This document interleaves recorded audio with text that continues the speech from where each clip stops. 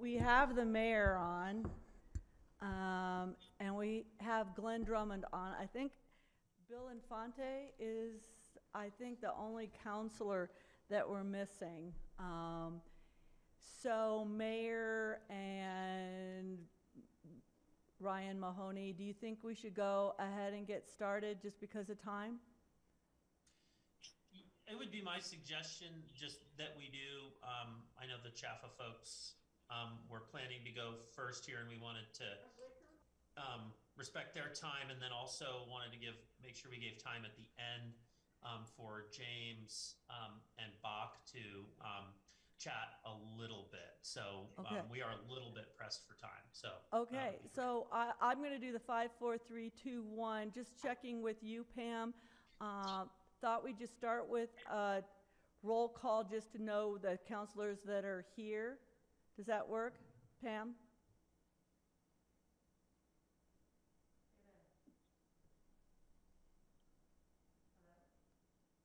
Well, since I don't think Pam's there. Pam isn't answering, so I think I'm going to do the 5. Just a second. Are you ready, Amy? Just 1 second.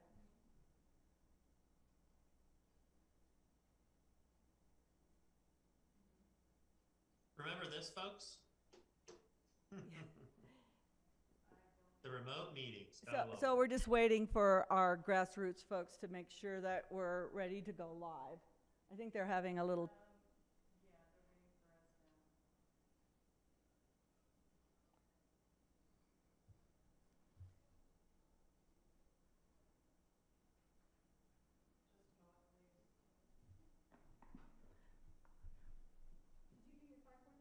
No, because she isn't live yet.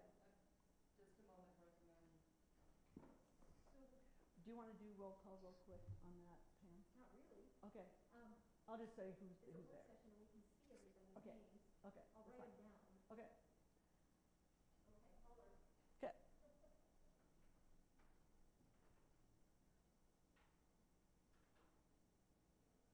Sorry, you guys. The transition back to Zoom.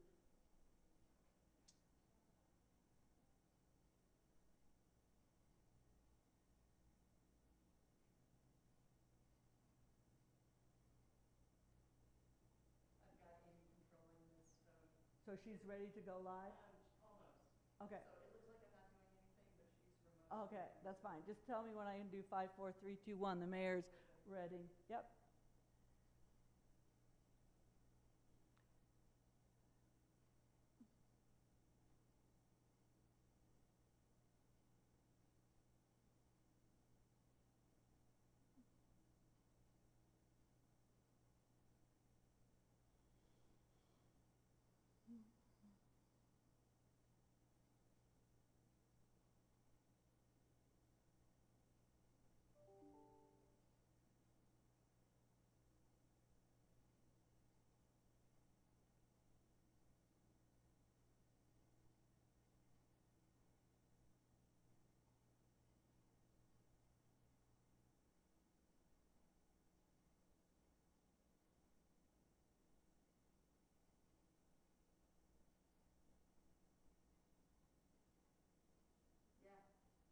So Ryan, why don't you outline what we're going to do during this work session and get Catherine and Chaffa going, and grassroots can join in when we're up and going.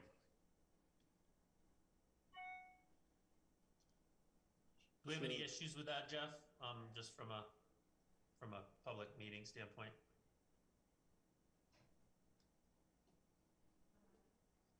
Jeff, you're on mute. Unmute. Okay, hold it. We're all good. So just one Hey, second. well, good afternoon, everybody. This is a work session to discuss housing, the most popular topic in the Valley right now. So Ryan, why don't you take a few minutes and tell us what we're going to do, and then we'll get cracking here. Sure, I'll keep it brief, Mayor. Thank you.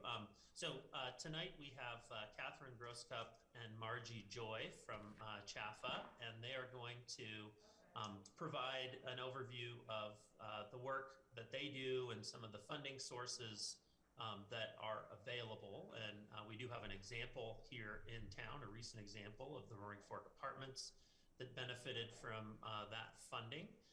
So welcome to the two of you. Thanks for being here. And then we also have Habitat for Humanity, Gail Schwartz, Recording in progress. Carolyn Meadowcroft, and they'll present some detail about the Basalt Vista project. And then we would like to save some time toward the end. I know we're a little tight, but I think it's important that we, at the very least, outline sort of a proposal to council that we can continue the discussion, certainly, but at least kind of get it out there for you all to begin to digest, and for Bach as well, so that we can kind of come up with a game plan on how to move forward with workforce housing, community housing here in Basalt. That's all I've got, Mayor. Thanks. Okay, great.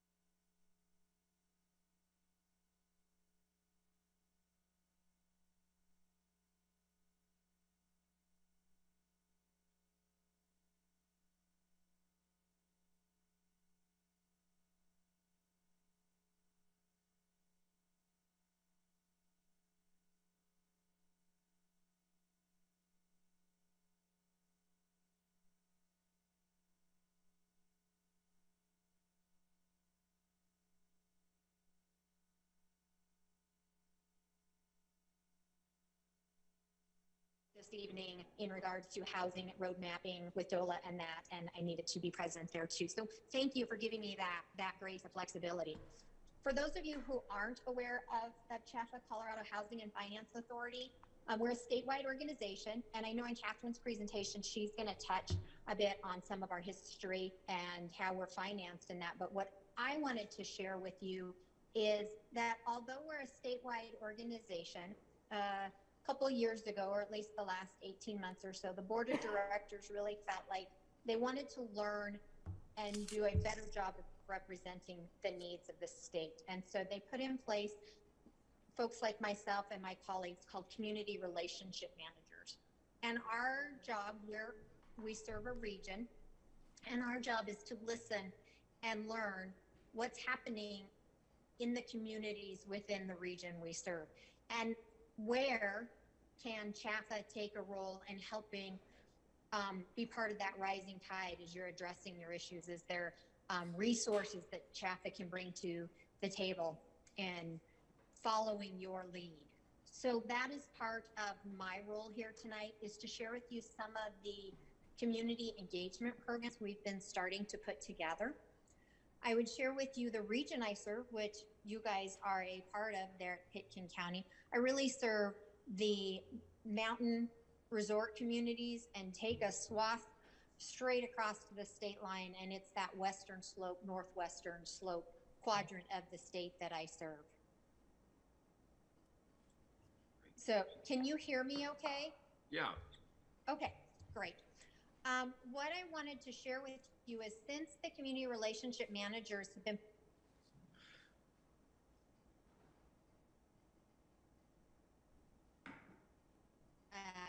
especially in our rural communities.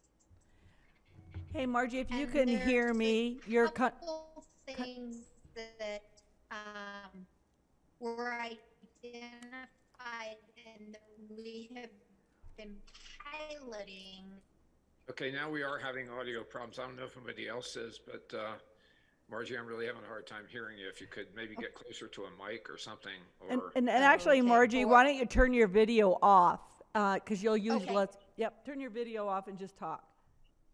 Okay, be happy to do that. Did that make an improvement? yes. Okay, wonderful. Yes, we're probably sucking bandwidth. So what I want to share with you is some of the programs that we've identified that are designed really to help fill the gaps within our rural communities. And so a couple really key ones that I think might be pertinent to some of the discussion you guys are having is, first, we have developed a developer's guide, a how-to soup to nuts kind of guide in doing pre-development work and walking through that process. It is very comprehensive. We're excited that it is available online. As well, we are rolling it out in workshops across the state. So one that's within the vicinity of your area will be on February 23rd there in Rifle. And I have shared those details with your staff. So that is now available. The other thing we've been piloting is what we call our SHIP TA, which stands for Small Housing Improvements Programs, Technical Assistance. And really what this is gearing at is, in some of our communities, 20, 30 units makes a big difference in our housing supply. However, the numbers don't always work, and that creates a big challenge. So with our SHIP TA program, it is a grant program, and what we're doing is essentially helping the towns, municipalities, housing authorities apply for the grant, where we help provide a consultant to give you that additional capacity to get through that pre-development stage of some of your projects. The other thing I would share with you is we just completed a mobile home resource guide, and that's really a laundry list of the resources that either mobile home associations and those kinds of things need access to as they're navigating through things. And we have put together a middle income program, recognizing the fact that our workforce housing in the arena of those making incomes very similar to your teachers or your nurses are having housing challenges, and some of the tax credit programs don't really meet those needs. So we have put together a financing program for middle income multifamily construction that we've been testing out. So we have I could continue to keep going down the list, but one of the things I've learned in my 1 year at CHAFA is that sometimes it works better to first let the projects percolate to the surface and then see where we can find the match to what your needs are and customize it that way. I would add and share with you that CHAFA has been very supportive in helping do some grant work in the vein of housing needs studies or refreshing a housing needs study that maybe is a little bit dated. And the last thing I would just mention to you is, I know there is always work to be done. CHAFA, and while this discussion is around housing, CHAFA itself also does economic development and working with businesses, and we actually have been able to invest about just under $150,000 in some business loans that created about 18 jobs, and that's over the course of the last 10 years. We also work in the vein of single family and home ownership, working with local lenders to get people to be able to purchase a home, whether that's through down payment assistance or other programs, and that home buyer education as well. So we try to do a variety of things. We have recently ventured into working closer and closer with not-for-profits, recognizing that they also work collaboratively, whether it's with the towns or counties or housing authorities, and they're providing services that help with food stability, stable housing, vouchers, et cetera. And so we have what we call the Direct Effect Grant Program, where not-for-profits can apply. This year we will have 3 rounds for grants in the range of about $5,000 to $30,000 to help support those programs. And I would share with you that we will be getting ready to do announcements for that first round of funding in the Direct Effect coming out February 1st. Okay. So that is a variety of things that we're doing in the community engagement side, and I would be happy to take questions, and if I don't have the answers, I will make a note and follow up with you. Very good. Questions of Margie?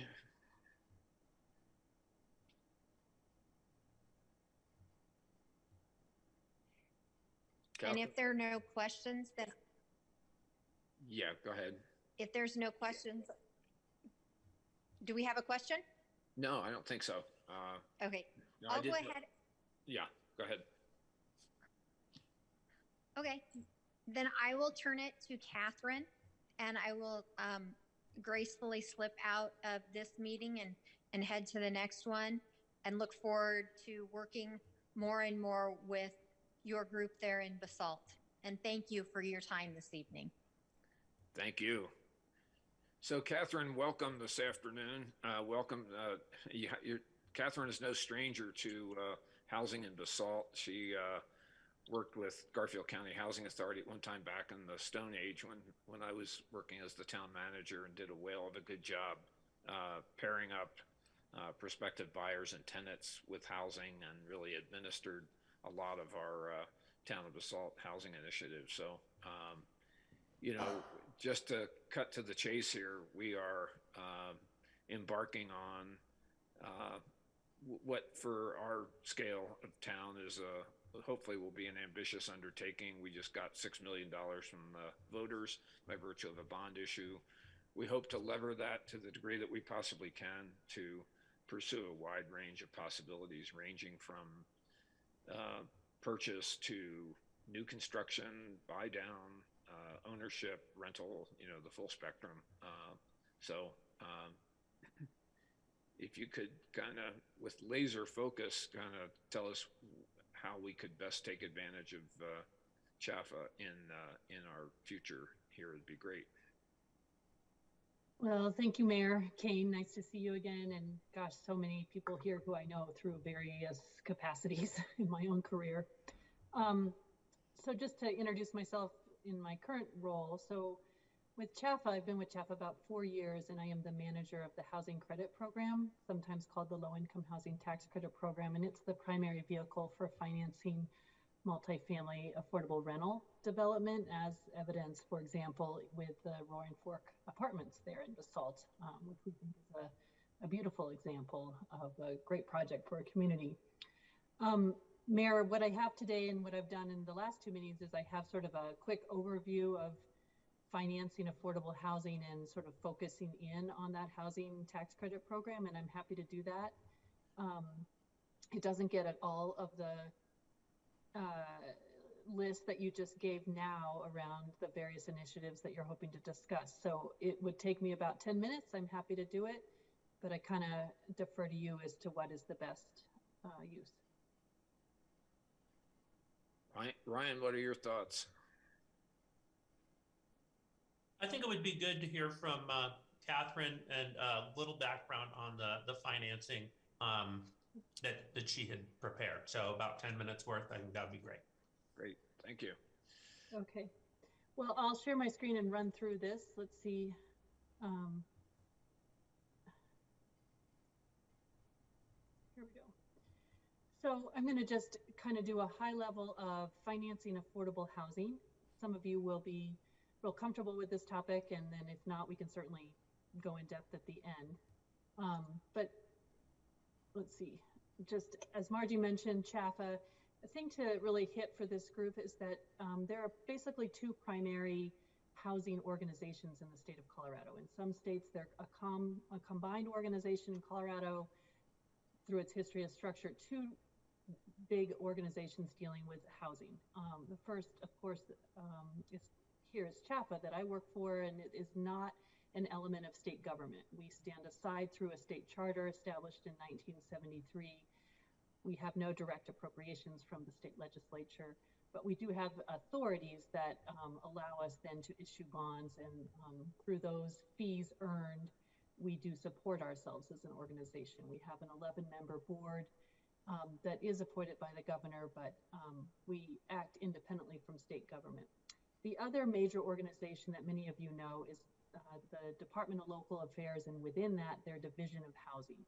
And these days, with housing becoming such a major topic statewide in all communities, and the amount of resource that is flowing into our state you'll see CHAFA and DOLA, DOH working together hand in hand. And so it's really actually a unprecedented time in my multi-decade career. I've never seen this type of resource, and I've not seen this type of collaboration to move needles in all sorts of communities. So it's a great time statewide.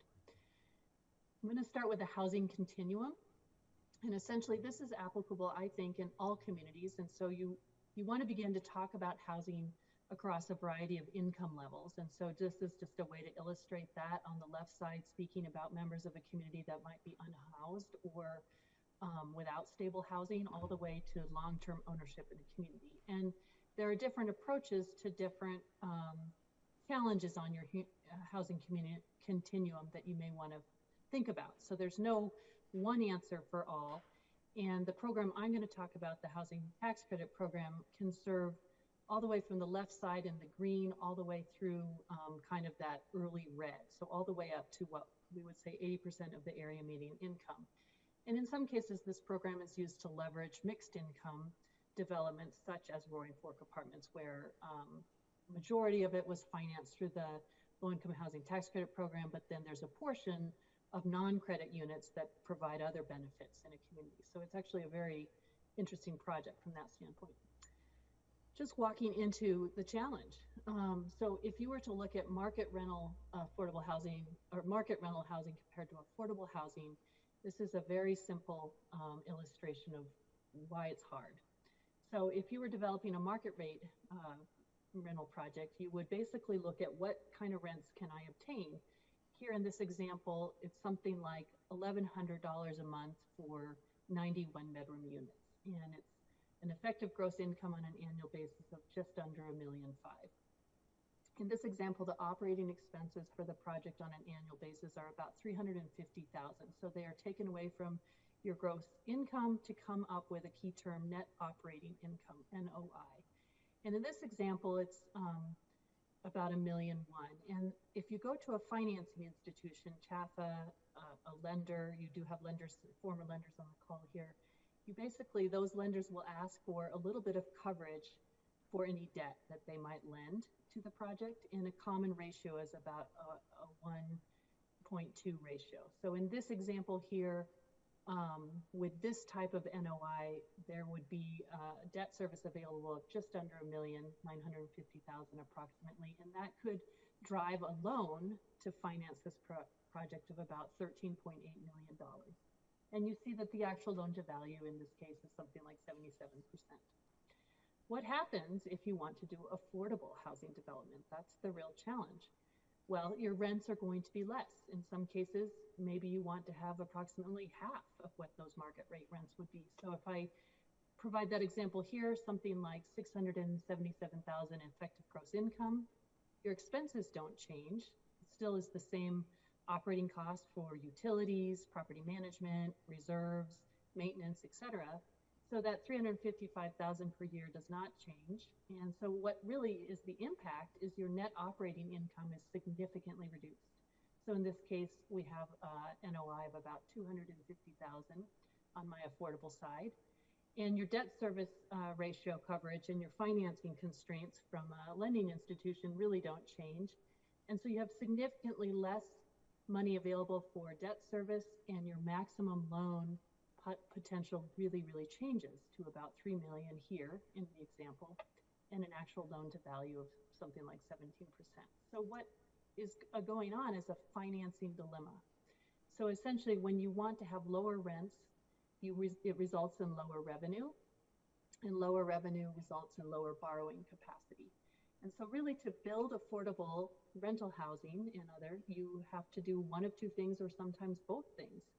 Subsidize the revenue, so there are voucher programs and other mechanics to do that, or subsidize the asset. And that's the power of this housing credit program that I'm going to talk about. So it's a public-private partnership model. CHAFA, along with all of other states, there is a housing finance institution in every state. CHAFA is that for Colorado. And one of our roles is to allocate housing tax credits. LIHTC is another acronym.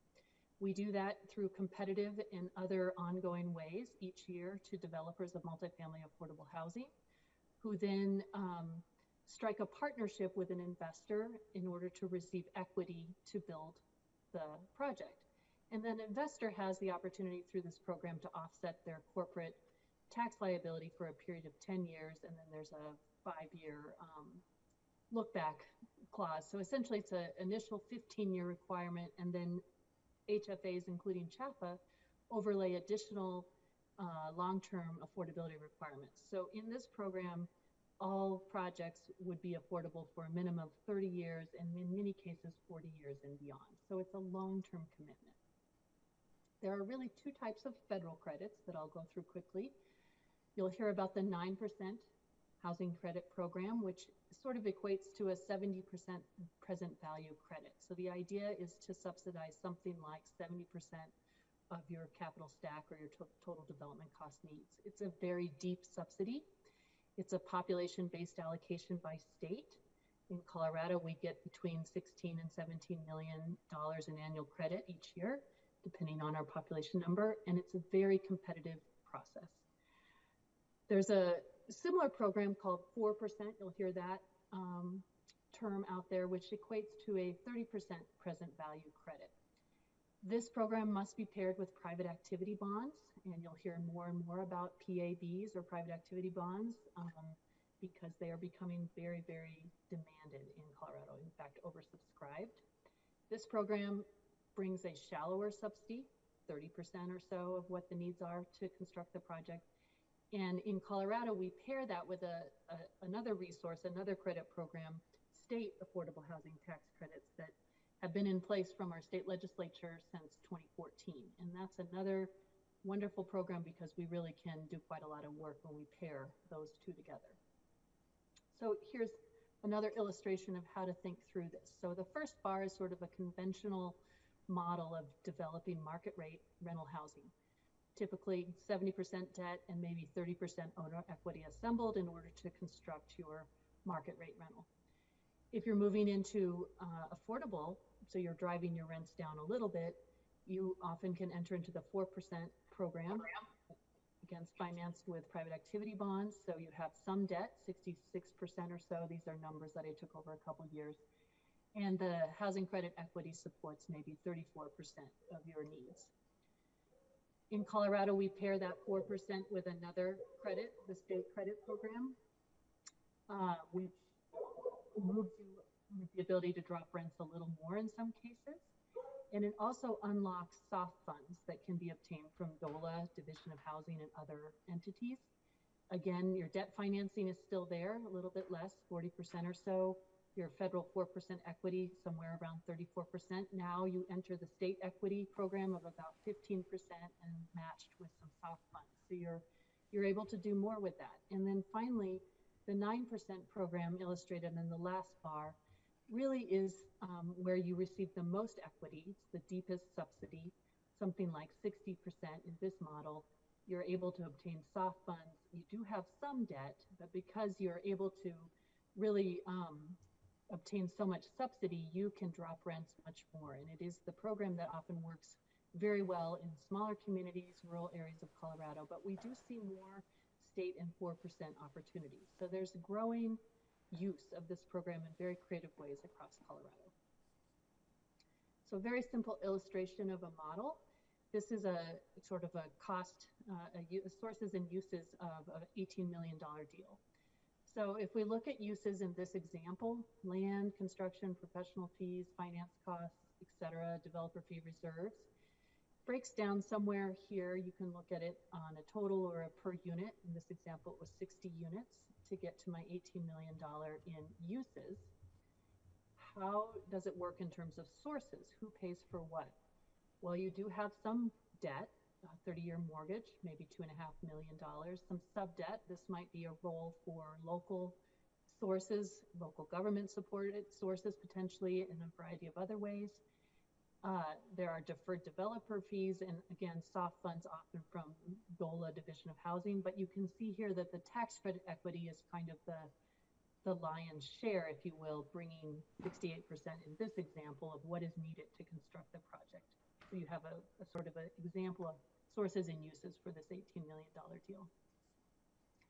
This program works so well across our country. It's constructed and rehabbed about 3.3 million units in its 30 plus years of existence. And the reasons are that the developer, it's a model where it's very flexible with lots of oversight at the same time. The developer is managing the project with long-term affordability in mind and serving residents and thoughtfulness for that local community. So it really often are projects that really are designed to meet the needs of each specific community.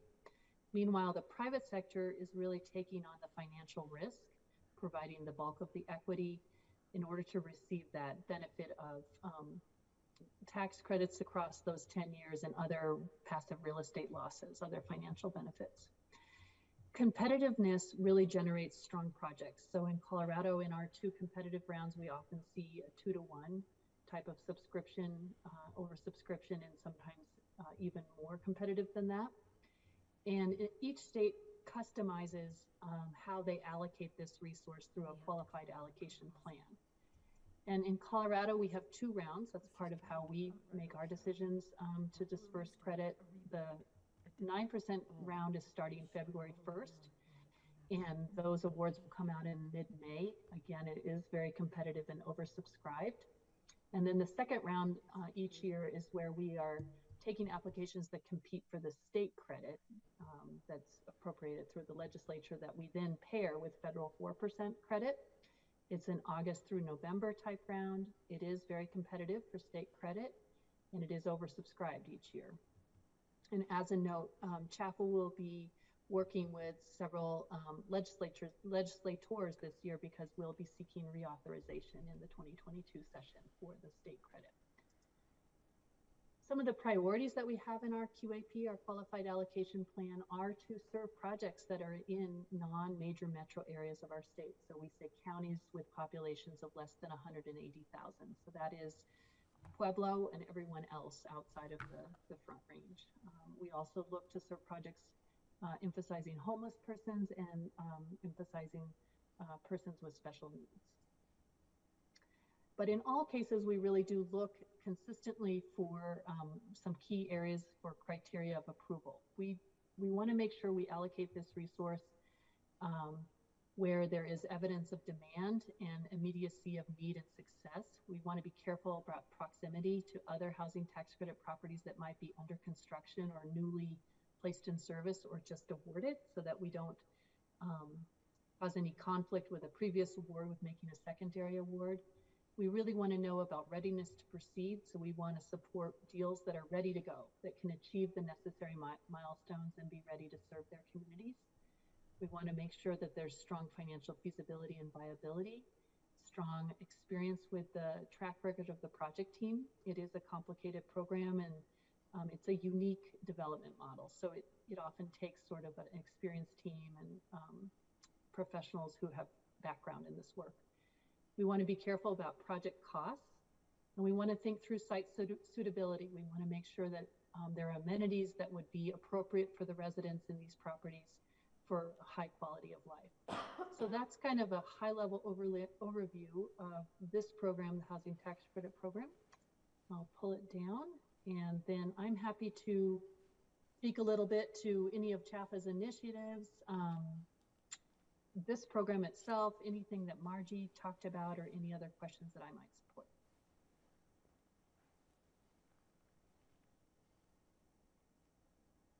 So you're muted, Bill.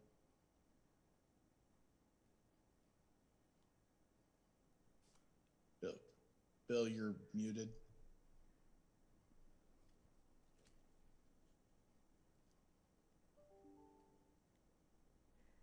And the mayor, you're still muted. How about now? Now we can hear you. Okay, very good. So thank you, Catherine. We like the 9% solution. Ryan, where are we? Who's up next?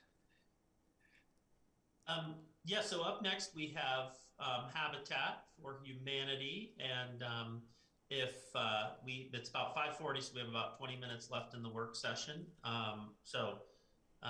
If there are no questions for Catherine, I think we can move forward to Habitat. Good afternoon, Gail. Good. So we want to share our screen. And can I just say, just briefly, thank you very much to Chaffa, to Catherine, for being here. Really appreciate it. Thank you to the council and I think I'll take my mask off since Jake is masked, everybody else is masked. But thank you for making this time for us. We're really pleased, Catherine and Marjorie. It's just great to share time with you, and we'll see you all in Rifle pretty soon back at the Youth Theater. And just as you remember, Dave Myler is the vice chair of the Habitat Board for the Roaring Fork Valley, and he spent 8 years on the Chapel board. He's a great resource for our community. So we're gonna go through just a quick PowerPoint here, talking about Habitat for Humanity, talking about Basalt Vista, the affordable home community, net zero community, and just starting with specifically is the fact that we've got partners in Pitkin County, the Roaring Fork Schools, the town of Basalt, and Habitat for Humanity. And we'll see what those contributions look like. Not only were they in land and infrastructure and financial, but the support of the communities and the partners has really been appreciated. So going next to our next slide, and looking at who did we build 27 homes for, and who lives up at Basalt Vista, and what do they do? So these are 27 ownership homes, and they range in AMI, as Catherine was just talking about, that housing spectrum. This is in the spectrum of affordable ownership housing, and the range is between 70% AMI to 100% AMI. That is what our households are, and the breakdown, as you can see. And then the workforce and the jobs, we have about 46 jobs associated with the residents in the 27 homes, which will all be completed by May. But most importantly is talking about, not only do we have the incomes identified that we're backing into the purchase price, but we also have found a way that we can support diversity in our community, equity and housing in our communities. And as 10% of the Pitkin County population is from the Latino community, well, 37% of our homeowners are, and that is an important, I think, factor for us, that we support diversity, and that also 75% are first-time home buyers. So you can see we have half the units, 14 of the units are supporting the staff and the administration and the teachers of the Roaring Fork School District. The other half are for people that are employed in Pitkin County, and you can see the jobs associated with that. But as we look at what it costs to live in a affordable community like Basalt Vista, you can see the range of mortgages, and that's the range from, for a two-bedroom, $1,500 to $1,800 a month. That includes the HOA fees, and up to $1,400 to $2,200 for a three-bedroom, $1,900 to $2,000 for a four-bedroom. But look at what the market rental rates are. So these mortgage payments are either half or even a third of what it to rent a comparable unit, but you get the benefit of having a stable family and all the benefits of homeownership that we'll talk about. But what did it cost to build 27 homes, and what kind of a subsidy? Roaring Fork School District stepped up with $3.2 million parcel of land. Pitkin County, a $3 million donation for infrastructure. And then you can see that the other sources to support our building costs were over almost $400,000 from tax fees and energy subsidies from the town of Basalt, grants from the Division of Housing, CORE, which is an incredibly important partner, Habitat Colorado, and also from Holy Cross Energy of over $800,000. And then private donations, foundations, and Habitat revenue from our restore. And again, these are figures from last June, so all of which will be more than we're seeing right now. at the end of the day, the ultimate cost and the revenue from the home sales. So right now we have a $19 million project, and you can see how you do that. But nearly $10 million of that cost really comes from subsidies for those homes. So the homes are subsidized at a rate of almost 400,000 apiece. When all in, land, construction, infrastructure, or if you're only looking at construction, almost 150,000. It's that figure that I think is really what is challenging for us. Just over half of the cost of the home is covered by a subsidy. So when a community like Basalt has a nest egg of $6 million, that could translate into subsidizing 20 homes. Again, the problem is the cost of land, the cost of infrastructure, and the cost of construction in our communities really drives these prices up. But more importantly, my ask, and I will ask in response to Councilman Infante, what is my ask? My ask that at least a third of your housing planning going forward will be committed to homeownership, that we have been able to demonstrate and proven the opportunities associated with families that are in homeownership in our communities. We stabilize our communities, we stabilize our families, we create wealth building, financial stability in the families, and also financial literacy and education, homeowner readiness, improved health outcomes, economic impact in our community, education outcomes, environmental and energy outcomes, and civic and social engagement. These are very important factors. We've provided to you a breakdown of all those, but first I'd like to just go through them in a very quick way so you can see what it's like when you have families that have the benefit. And 87% of the families we've surveyed feel they're better off in their wealth building and their financial stability. And so many of these opportunities are realized every day by the families in your community. And the next, the financial literacy and education. When you have the majority of our homes, 75%, being first-time home buyers, you can see that there are challenges. What is an HOA? How do I get a mortgage? How do I build credit? All of that is supported through the process, and it's important to the individuals and the families that they're ready to be homeowners as we see it. Health outcomes, 93% of the households say they're benefiting from better health in their family and in their home. And really the lack of stress when it comes to stability for home, looking day to day, what are those costs in the future? All of that is taken out of the equation as we go on. What is the economic impact in the local community? We're seeing that several of our homeowners here, because of low interest rates, low payments on their mortgages, and low energy rates, they're paying so devoting such minimal cost to their housing that they now are starting businesses. They're volunteering in the community. They have disposable income that will contribute to the economy. And looking at educational outcomes, 80% feel their child's future is better off as a result.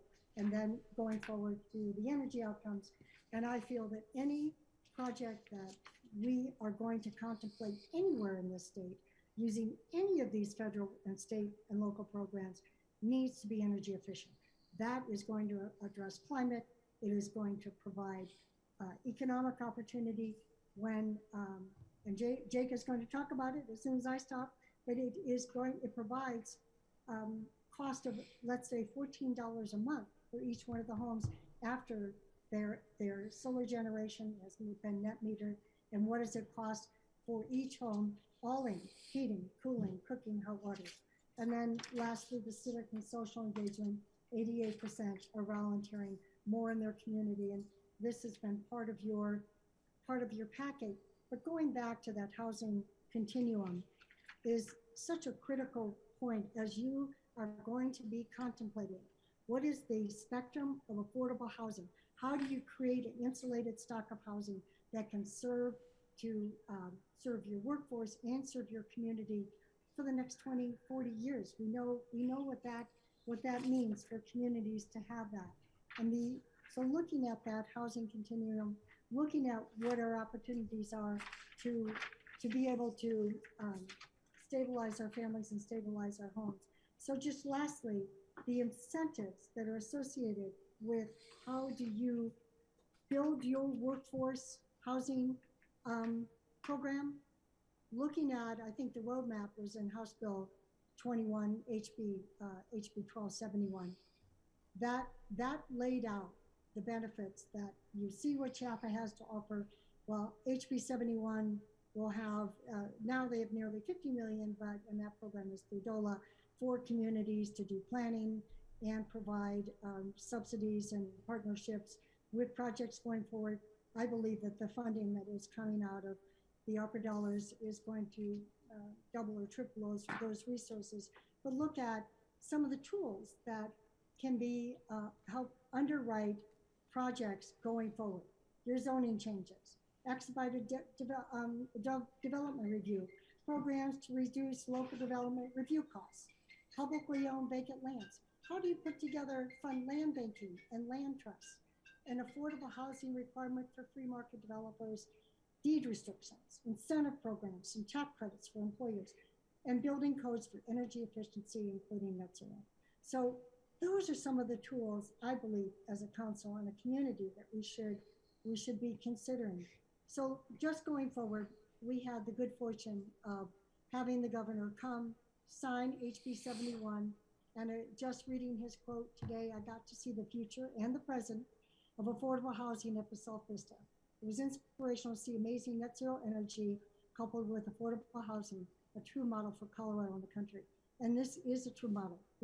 Thanks to partners that we have that have Holy Cross and all of our building partners, all of our energy partners and Sunset and all the entities that have stepped up to support us at Basalt Vista. It's just a huge thank you, but it's all the willingness and the passion that comes out of this community. We are able to do what we can. Thank you to our volunteers. Thank you to our donors. Thank you to the community.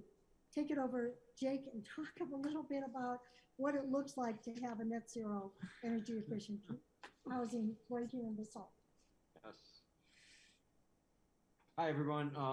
I'm just going to quickly run through about what we're building here in Basalt. So our project is a all-electric neighborhood consisting of 27 homes that are all 2, 3, and 4 bedroom and 2 bathroom. And so there's no gas going to this neighborhood, and it's all powered by solar. And I'm going to just talk a little bit about how we got there. It all starts with the building envelope and getting a tight enough envelope with good insulation so that the demand on your heating system is not so high that you couldn't actually power it all by solar. And the windows correlate with that as well. You need your U factor is basically the insulation in the window.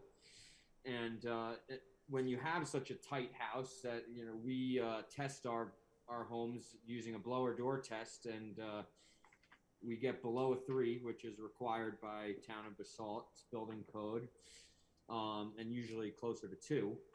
And you need an ERV to ventilate because the homes are so tight, and that provides a controlled way of ventilating your home using minimal energy. So all of this is coupled with efficient mechanical system used to heat and vent and air condition your house. We use a mini split heat pump system, which is about 50% less energy. To heat your water, we use heat pump water heaters, which are 2 to 3 times more efficient. And we have all electric Energy Star appliances, LED lights, and an induction range, which has a premium cost, but there are programs where you can get reimbursed. So all of this is basically the name of the game is reducing the power of the house, the demand of the house, so that you can actually power it by solar. So we have an 11 kilowatt solar array on our roof, and that takes up nearly the entire roof with the fire regulations. So, we're doing this, in a very efficient way. If you weren't using heat pumps to heat your house, your solar would be your array on your roof. You couldn't use your roof. You'd have to go into your front lawn. Your roof wouldn't be big enough. So, we think we've found the ideal balance here to create a long-term sustainable place for our homeowners to live and pay only $14 a month in electric bills. And not to mention, all these homes also have electric vehicle charging. So should a homeowner choose to get an electric car, that would be also covered by their solar. Great. Hey, I'm sorry, I'm going to have to, we're getting close to our 6 o'clock, and we want to take a few minutes to talk about next steps and where we are going to go with Bach and what our kind of work program is going to look like going forward. So thank you, Gail, for the excellent summary. And certainly ownership opportunities are certainly going to be part of the mix in our program going forward. So we will stay in close touch with you about that. So appreciate the update, the info. Ryan, do you want to talk about next steps here for a bit? Yeah, I think James was going to introduce some thoughts that we had introduced to Bach earlier in the week. Bach, wanted to take some time to digest that, but I think we want to get that onto the council's thinking as well. And it's a start of a conversation. I think obviously we need to come back and talk more about this, but I think it's at least the beginnings of an outline for where we go from here. So thank you, Mayor, and James, if you want to move ahead. Yeah, thank you. I'll be very brief here.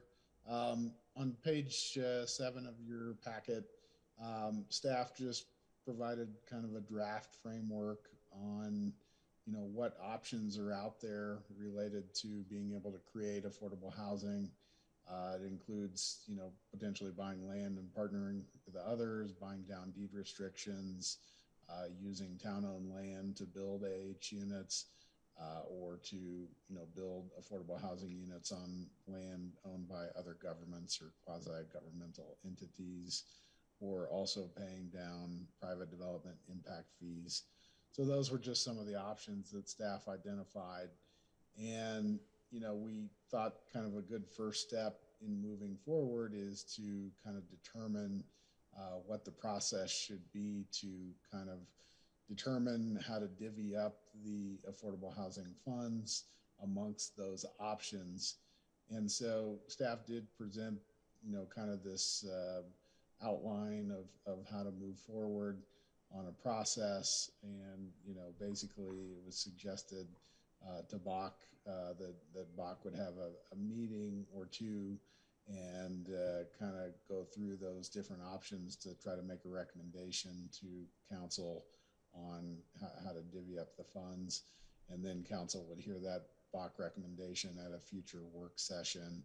In both of those instances, we'd probably want to go into an executive session so that you could hear kind of what options are out there from the town's real estate consultant that we have on board, Ted Borschelt.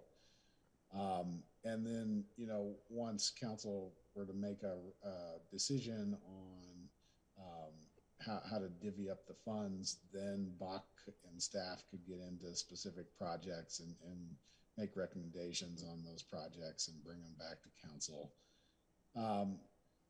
Bach just reviewed this concept yesterday and outlined yesterday.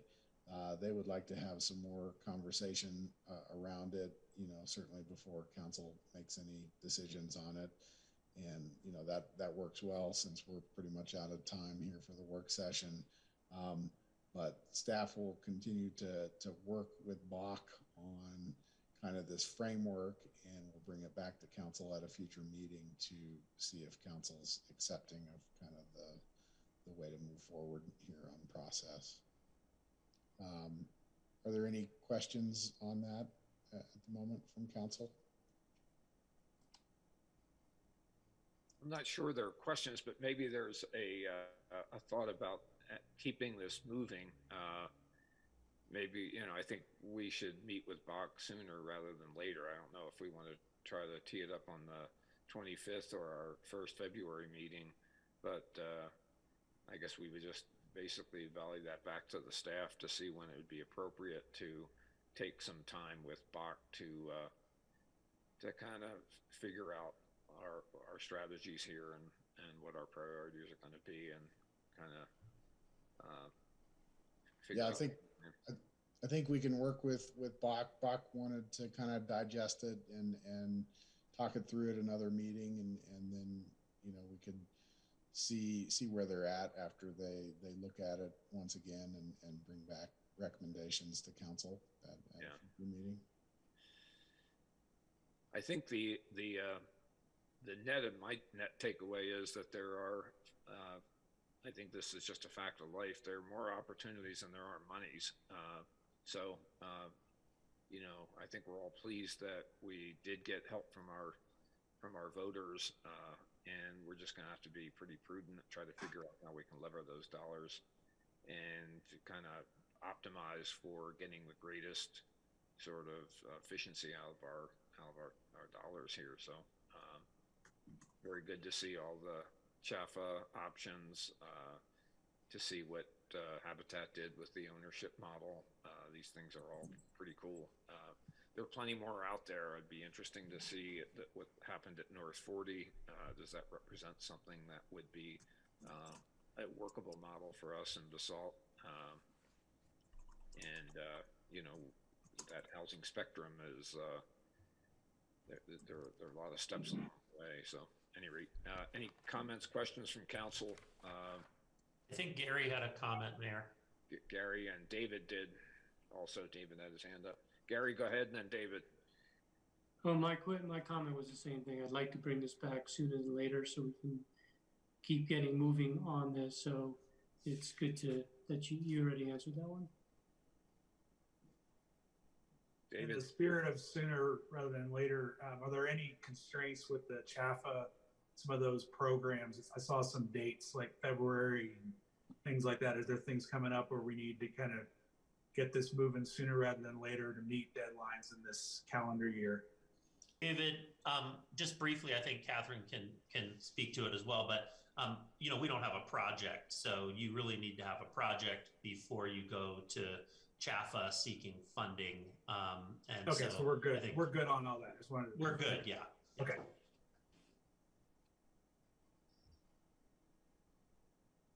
Well, a little bit of a drinking from the fire hose here this afternoon, but I think that's the way it always is on the topic of housing. So thanks, Habitat, thanks, Chaffa, thanks everybody that participated over on the little site visit. And, we're at the beginning of this, certainly not in the middle of it. So it's going to be exciting, and hopefully we'll come up with some great ideas. I know we will, and we got some money and we got some energy, so that's all positive. Okay. All right, let's take 2 minutes, and then we will come back and convene our regular town council meeting.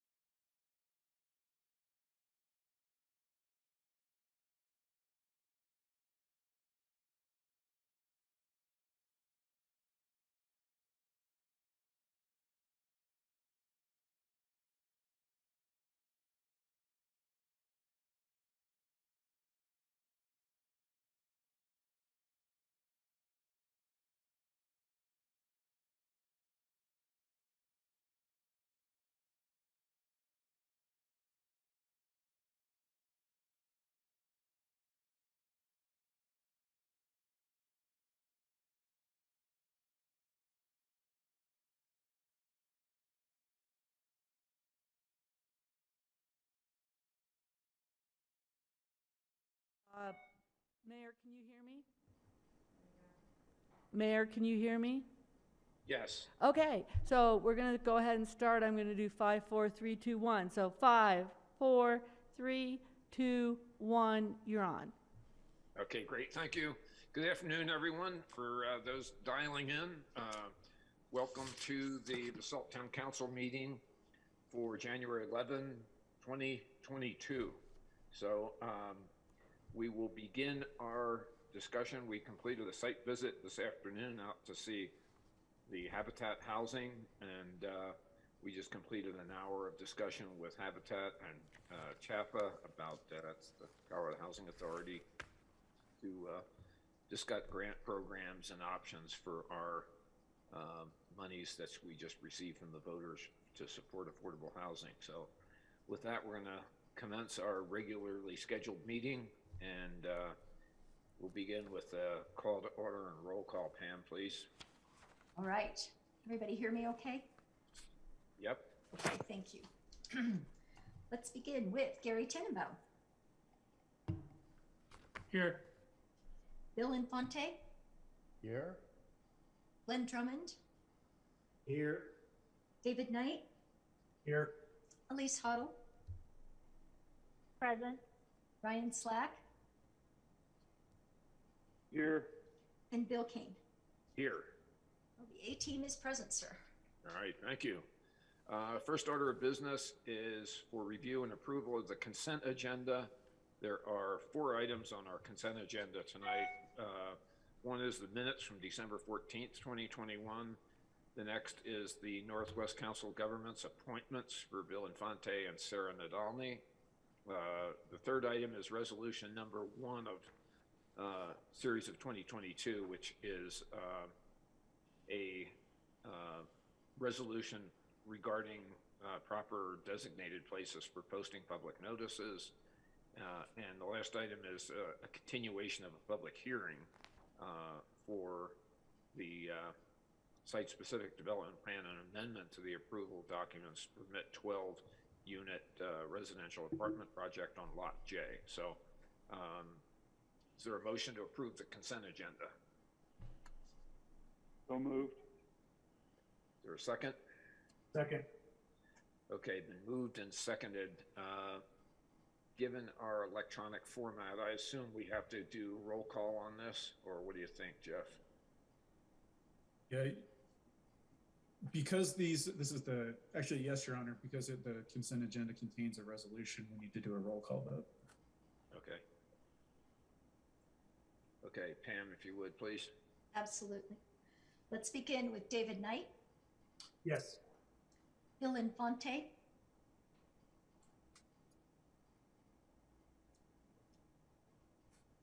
I'm sorry, Bill, you're, oh, there you are. Sorry, thought I was unmuted. Yes. Thank you, Bill. Glenn Drummond. Yes. Elise Hoddle. Yes. Ryan Slack. Yes. Bill Kane. Yes. And Gary Tenenbaum. Yes. Motion carries. Thank you.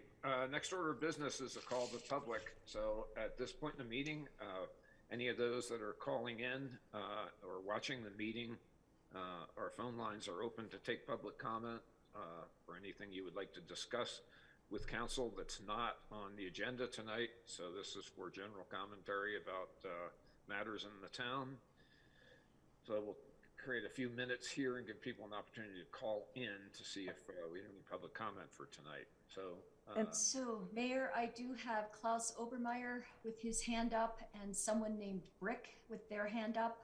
okay, great. And So Pam, let me begin with- Pam, could I just, before you do that, because we'll have time, then I can just read the information on how to access the meeting online, which is the normal speech is the first page on the agenda. On the agenda center, it has a link that you can join the meeting. Looks like people are figuring out how to do that. But if you're having trouble, up on the screen, I think Amy has the dial-in number, which is 1-346-248-7799, and the webinar ID is 841-31-8608 41, and if you have a problem, please text 970-379-1514, and we'll make sure you have the comment. I won't read these instructions again when we have the public hearing, so this is just the information on how you can access the meeting. So go ahead, Pam. Okay, so I elevated Klaus. Klaus turned into either Sophie Caldwell or Sophie just joined. I'm not sure which. Can you hear me? I think I'm on. Okay, Klaus, you got it. You got the floor. There you are. Yes. You got 3 minutes. So. Well, thank you for your time and thank you for inviting me in. I'm just calling on behalf. You know, I went to Basalt Elementary School.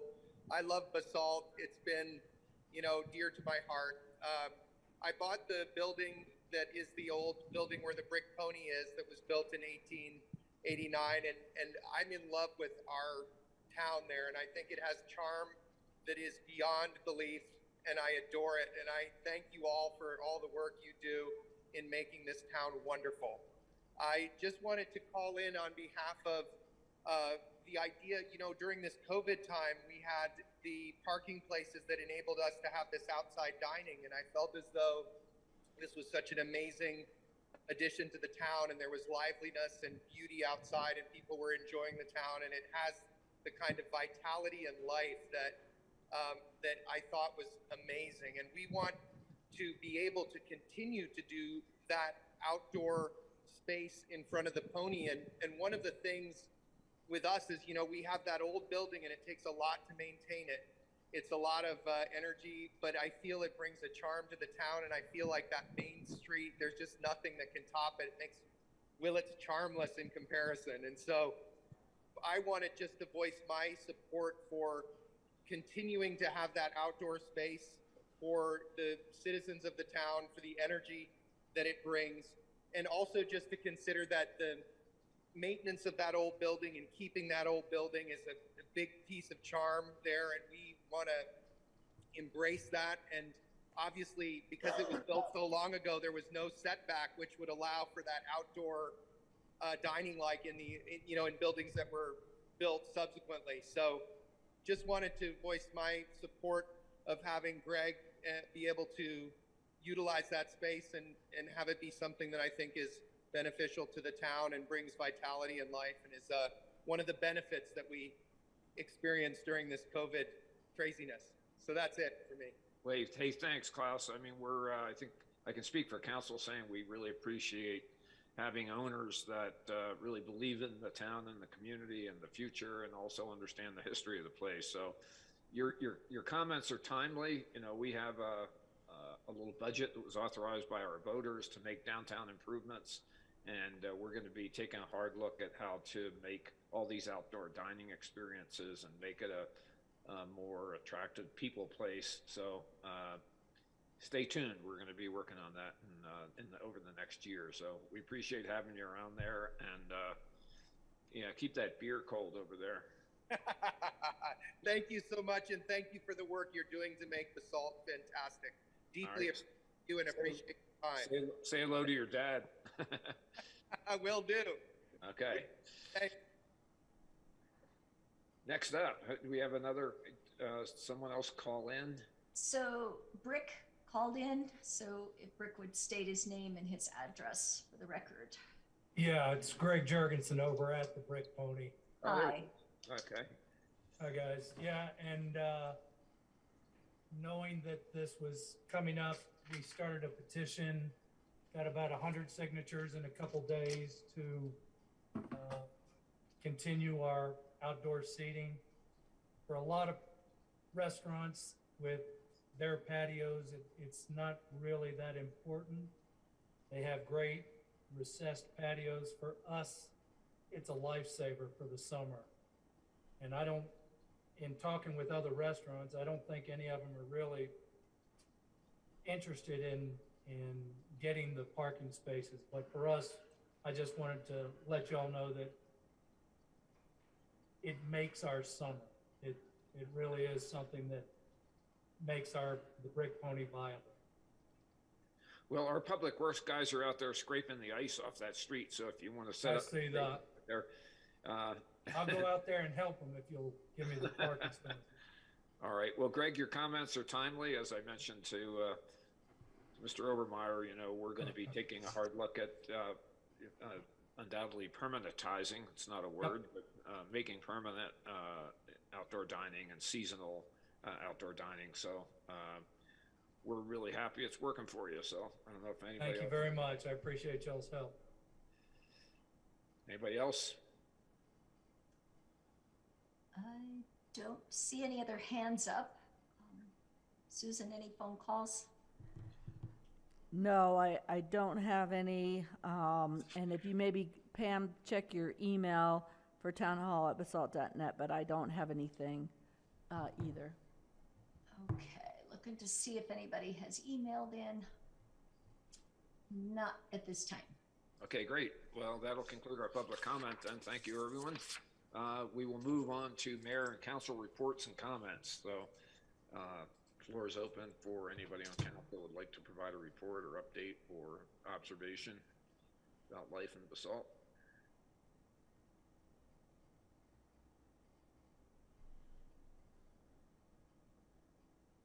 Elise Hobble. I just wanted to let you guys know that there will be an MOU, an updated MOU coming your way regarding the Roaring Fork Valley Housing Coalition. We actually, I think, signed the original MOU 2 years ago or whenever the coalition was formed around the study, the housing study that was done in the Valley. But subsequently, some changes have been made, so we'll need to re-sign it. So just wanted to give you a heads up to be on the lookout for that. And then the other thing is, yesterday we had a meeting of the Eagle County Climate Action Collaborative, and they're sort of refocusing their efforts in a few areas. So I think it's probably too soon to really say specifically what that's going to look like. So I'll probably share out at the next meeting on that one. Good. Thank you. Gary Tenenbaum. I just wanted to thank staff for trying to do this meeting virtually. I mean, right now COVID's going a little crazy. I know more people who've had COVID in the last 2 weeks, including members in my family, than the entire pandemic combined. So I appreciate doing this online and not bringing us all into a room together. So thanks for staff for putting it all back together and remembering how to do it. Great comment. We tried to sort of feature what it'd be like being indoors, but everybody speaking with masks. It really produces a weird meeting, kind of a Monty Python option there. So I think this is the best deal. I agree with you, Gary. Anyone else comment? Thanks to Public Works, it's been a pretty tough go with getting 7, 8 inches of snow in one blast. You're getting warming and then 2 degrees. So it is what it is out there, but they're making some pretty good headway chipping that ice off of Midland Avenue, which is full on 4-wheel driving right now. So appreciate that. I did send a note of thanks to Sheldon Walitsky for his donation of the skating facility out at Crown Mountain, and what an enormous contribution that is to the Valley and kids in this community. It's a winner. Ryan Slack said his kids are all over it, and so I just sent him a note on behalf of the town thanking him, and we'll stay in touch with them, see if there's anything we can do to help them out, because it's a hell of a contribution. So that would be my comment. So if there are no others, then I think we can go to the manager's report. Thanks, Mayor. That's you, yeah. Ryan. That's you. You have another one? No, I just said manager. That's you. Oh, got it. Yeah. Thanks, Mayor. Yeah, I wanted to just reiterate thanks to Public Works. Over the Christmas break when people were enjoying the holidays. Some of our staff worked up to 120 hours during that pay period, trying to keep the roads clear. We were down 4 employees at one point in time due to various issues, and they just kept a good attitude and kept trudging along. So it was good news that we were getting lots of storms, but comes with some inconveniences. But I think everybody stayed safe in the process. So thanks to Boyd and his crew for that. A couple other things. We now have in our accounts the Basalt Forward funds. So we got those earlier last week, and we're fortunate. I know I reported out in our manager's report that goes out to council a few weeks back, but for those taxable monies that we took for the green projects and for affordable housing, we got an interest rate of 1.82%. And then for the non-taxable, it was a little higher at 2.08. Part of the reason for a non-taxable being higher is that those will get paid off later. We'll pay off the taxable first. So really good news on that effort. And then we've received a few bids back for the public works, pole barn and fencing. So we'll be reviewing those at the staff level here. The 2 bids we got are favorable bids, but we got to dive into them a little deeper. So that is progressing, and real good news there. And then I wanted to make just one small correction, and it wasn't to take anything away. But we actually did some updated numbers from the Basalt Vista contribution from the town, and I think it's just important information for this council to understand the generosity from the town for that, which totaled about $608,000, which included $300,000 for the water taps, and then we did waive fees on the order of about $225,000 for park dedication, and then we had some other special improvement fees that exist on the south side that were about $40,000, and then $30,000 for the electrification, and then we contributed $7,000 to play structure. So definitely there with the partnership, and about twice as much as what was reported. So I think it took a team to get it across the line, and it's a good project. That's all I have, Mayor. Great, thank you. Questions for Ryan? All right, hearing none, we'll turn to council actions. First up is a resolution number 2, series of 2022, resolution of the Town Council of the Town of Basalt, Colorado, ratifying, continuing, and declaring a local disaster emergency related to COVID-19.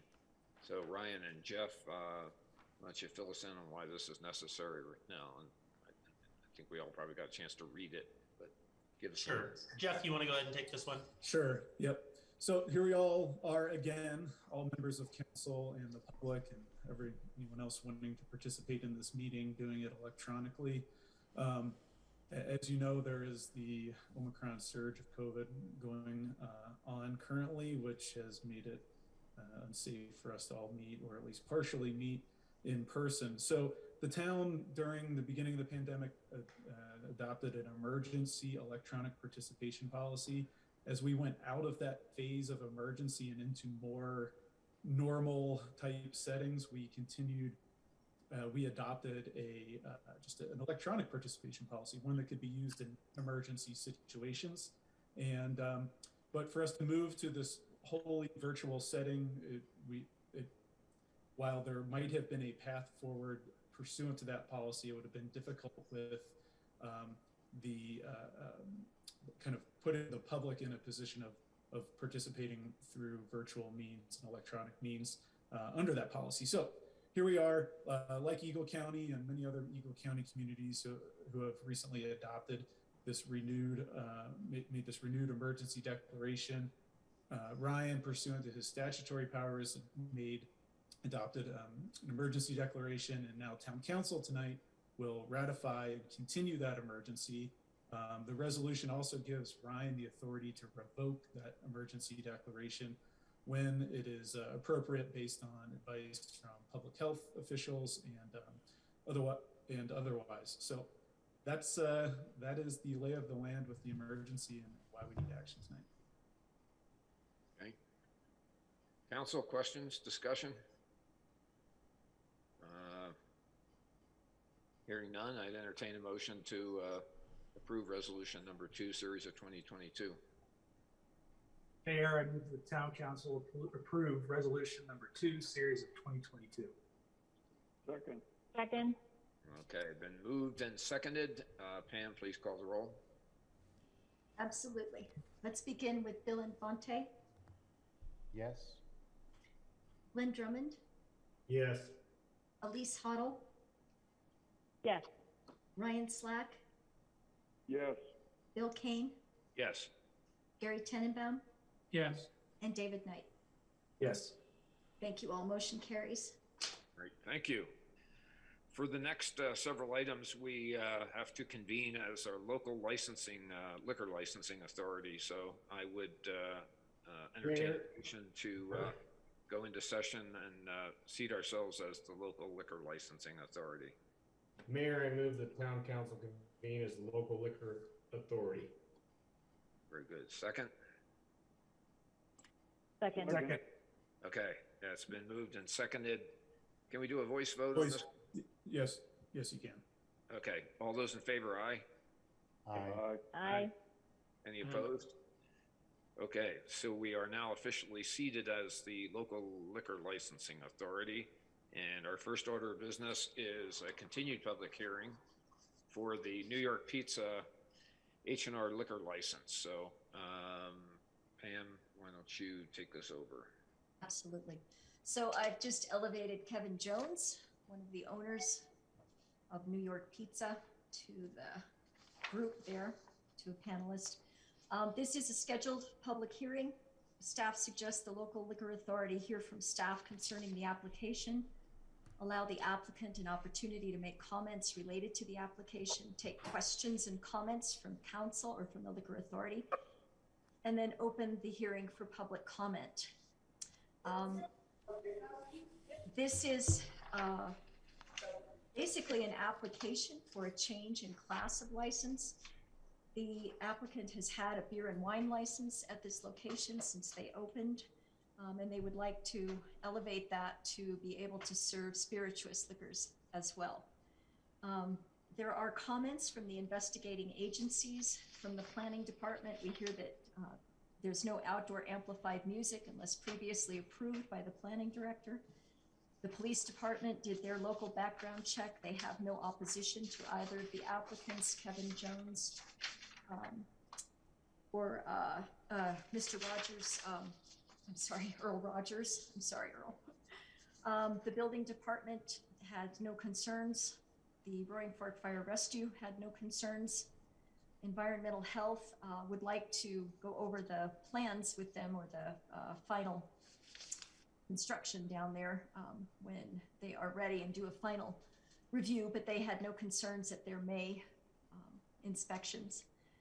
The town clerk would like to make sure that the applicant obtains their business license for 2022.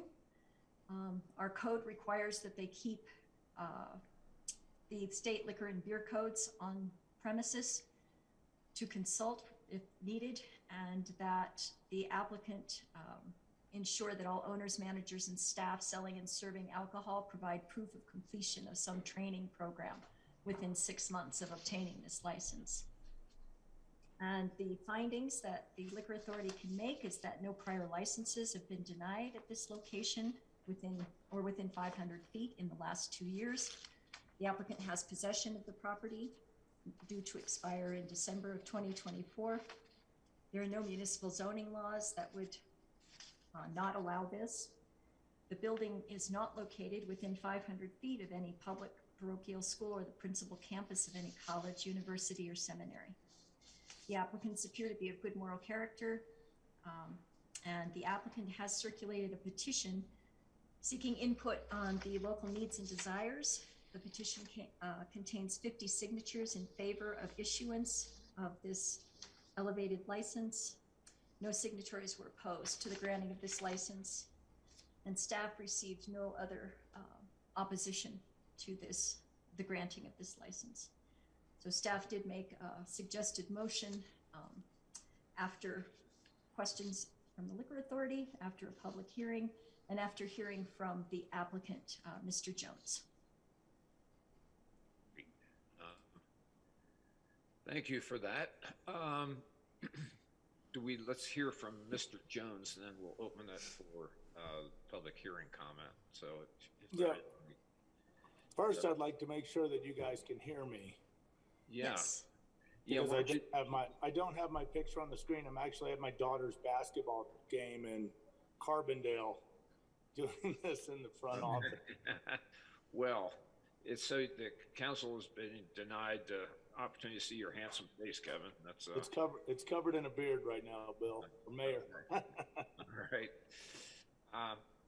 So, Kevin, would you like to make any comments? I've been operating there for 12 years, and I don't think I've had any issues with anything. To be honest with all of you guys, the main reason that we are putting in an application for the liquor license is not necessarily to have bar service, but because the state had waived its fees for the liquor license, and I thought it in our best interest to do it. We may, have some kind of specials or something that we run, but we'll probably be 99% still just beer and wine. If that makes any sense to you guys. Kevin, are you going to do remodeling there, or are you just going to use the existing counter space with the bar? We have already done the remodel, and it wasn't really a remodel per se. We moved the counter out 1 foot or 2 feet towards the front, and we moved it out 1 foot on the side, mainly to enlarge our kitchen for cooking. Any other remodeling was a new floor and some televisions. We just needed more space in the back, mainly for the food service. Are there questions from fellow members of the Liquor License Authority for Mr. Jones? Okay, hearing none, I would then open the public hearing to see if there are comments from the public pertaining to this request. And I would just note that we read prior how to access the meeting, but if you're having trouble, please text 970-379-1514. So I don't think anybody, Pam, has indicated they want to speak on this item, right? I think that's correct. I think the attendees are here for another item. All right. Well, hearing no public comment then, and if there are no further questions from the Liquor License Authority, I would entertain a motion. Motion is included in the packet, so I'd open for a motion from anyone from the council. Mayor, I move that the local liquor authority approve the new hotel and restaurant liquor license for K&E Pizza Company LLC, DBA New York Pizza, located at 400 East Valley Road, Suite D, upon satisfactory compliance with the agency's conditions and comments identified in the staff memo dated January 11th, 2022. Second. Okay, been moved and seconded. I think we better do a roll call for this matter. Okay. Let's begin with Glenn Drummond. Yes. Elise Hoddle. Yes. Ryan Slack. Yes. Bill Kane. Yes. Gary Tenenbaum. Yes. David Knight. Yes. And Bill Infante. Yes. Motion carries. Thank you all. Good luck with it, Mr. Jones. Thank you, guys. Can I say one thing? I missed the public comments that I think were just prior to me doing my liquor license. This is totally away from the liquor license itself. Would it be okay if I asked you guys something? Sure, go ahead. I have one request that I've made to the fire department before about a stop sign behind New York Pizza or behind the city market, where the breezeway between I guess Elja Beverage and the other building, it goes onto the bike path, and a lot of children go through there. Yeah. And there are trucks and cars that travel behind City Market. I'm sure you guys have parked there hundreds of times. And it's an area of concern for me because I've seen hundreds of close calls with people coming down that. And just if there was something that could be addressed, maybe a little crosswalk or a stop sign. I know it's private property. It has only to do with City Market, but I wanted to, if we were going to be in person meeting tonight, I would have wanted to say something about that earlier. And I apologize for bringing this up now. Well, our town manager will take note of this, and I think that's a good observation. And, you know, I certainly ride that bike path a lot myself in the summertime, and have seen a lot of traffic motoring around in there. So appreciate the comment. And that's all I got to say. Happy New Year. All right, Kevin. Thank you. Thank you, guys. Take care. So it takes us to the next item, item number 6C. This is a continued public hearing for the Willits General Store new fermented malt beverage liquor license. Pam. Okay, so briefly, I just want to introduce this again. I'm not going to go through all of the findings or anything from the last meeting. And then I will turn it over to our town attorney for some comments before you open it up to the Liquor Authority for questions and the public hearing, to the continued public hearing. So this is a continued public hearing. We discussed this at the December 14th, 2021 council meeting. The council asked that the local liquor authority reconvene at the January 11th meeting and continue the public hearing to allow Willits General Store to prove their case of need. Just to note that Colorado Revised Statutes requires that all licensing authorities shall consider the reasonable requirements of the neighborhood, the desires of the adult inhabitants as evidenced by petitions, remonstrances, or otherwise. And the burden is on the applicant to prove the needs and desires of the inhabitants of the neighborhood. Although the law does not require that an applicant petition the neighborhood, it is the most common form of evidence presented. Additionally, there's no set number of required signatures one must obtain on a petition. So staff just suggests the local authority hear from the applicant on any additional evidence they have to present this evening. And Jeff, did you want to add anything now, or did you want to add after? I will go ahead and just add my comments now on the introduction. Yeah, Pam said this was a continued public hearing to allow the applicant to submit some additional materials related to need. The applicant included a petition with its original application, but did provide some supplemental materials, including additional petition signatures that are in your packet. Applicant included some additional materials, as did the some members of the public opposing the application. Those have all been sent to council or included in your packet as well. I think there were just a couple other little issues that came up at the last meeting I wanted to briefly comment on. One related to spacing requirements. Under some legislative changes that occurred in 2020, I believe, there's increased spacing requirements between liquor stores. And, you know, with these, with liquor stores, the state statute uses these antiquated terms that the mayor humorously pointed out at our last meeting. And so a general liquor store, there needs to be spacing of at least 3,000 feet from another liquor store. In the packet, there's a map that shows the Willits area, and that there are two liquor stores that are closer than that together, but you can see that they encompass the entire area. The same is true as of Old Town Basalt. There's mapping that shows those spacing requirements. For fermented malt beverage licenses, there's only a spacing requirement of 500 feet from those liquor stores, and that's depicted in those mapping. I think another question related to what other fermented malt beverage licenses are there in the town, and there are two others. There's one for the Basalt store, which is next to Alpine Liquor, and then for 7-Eleven. And otherwise, I think that should address, I hope, the questions from council. And I think we can now turn it over to the applicant to make any additional presentation that they might like.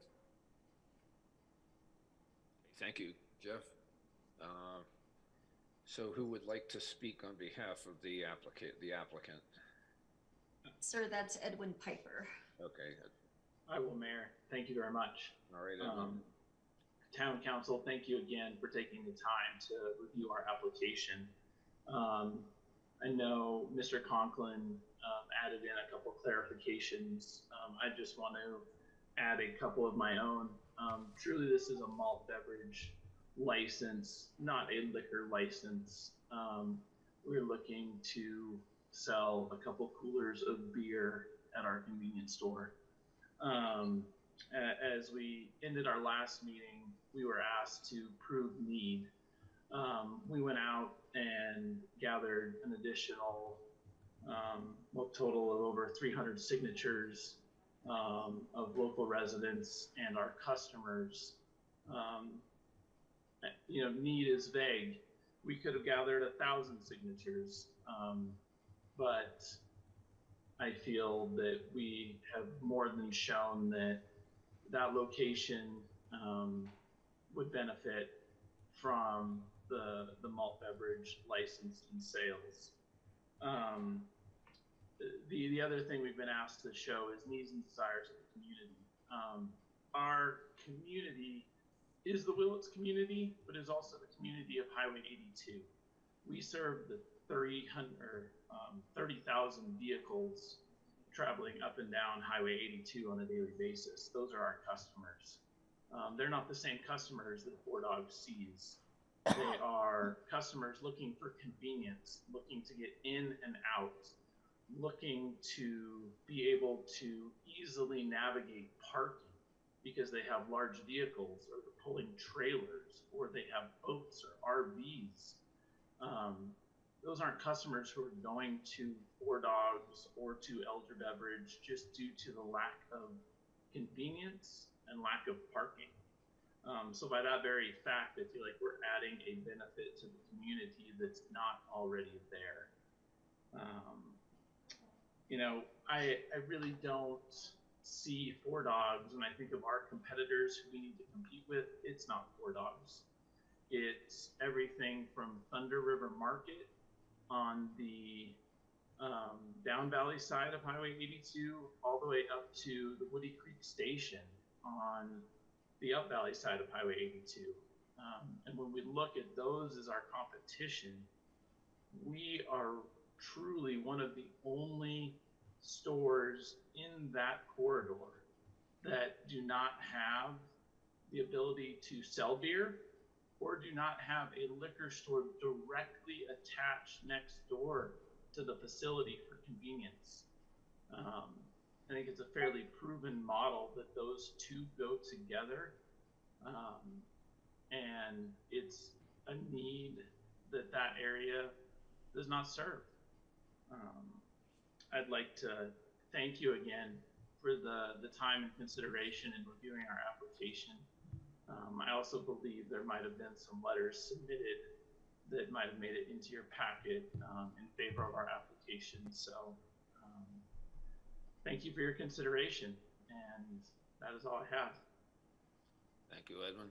Questions of the council for Edwin, the applicant? Glenn?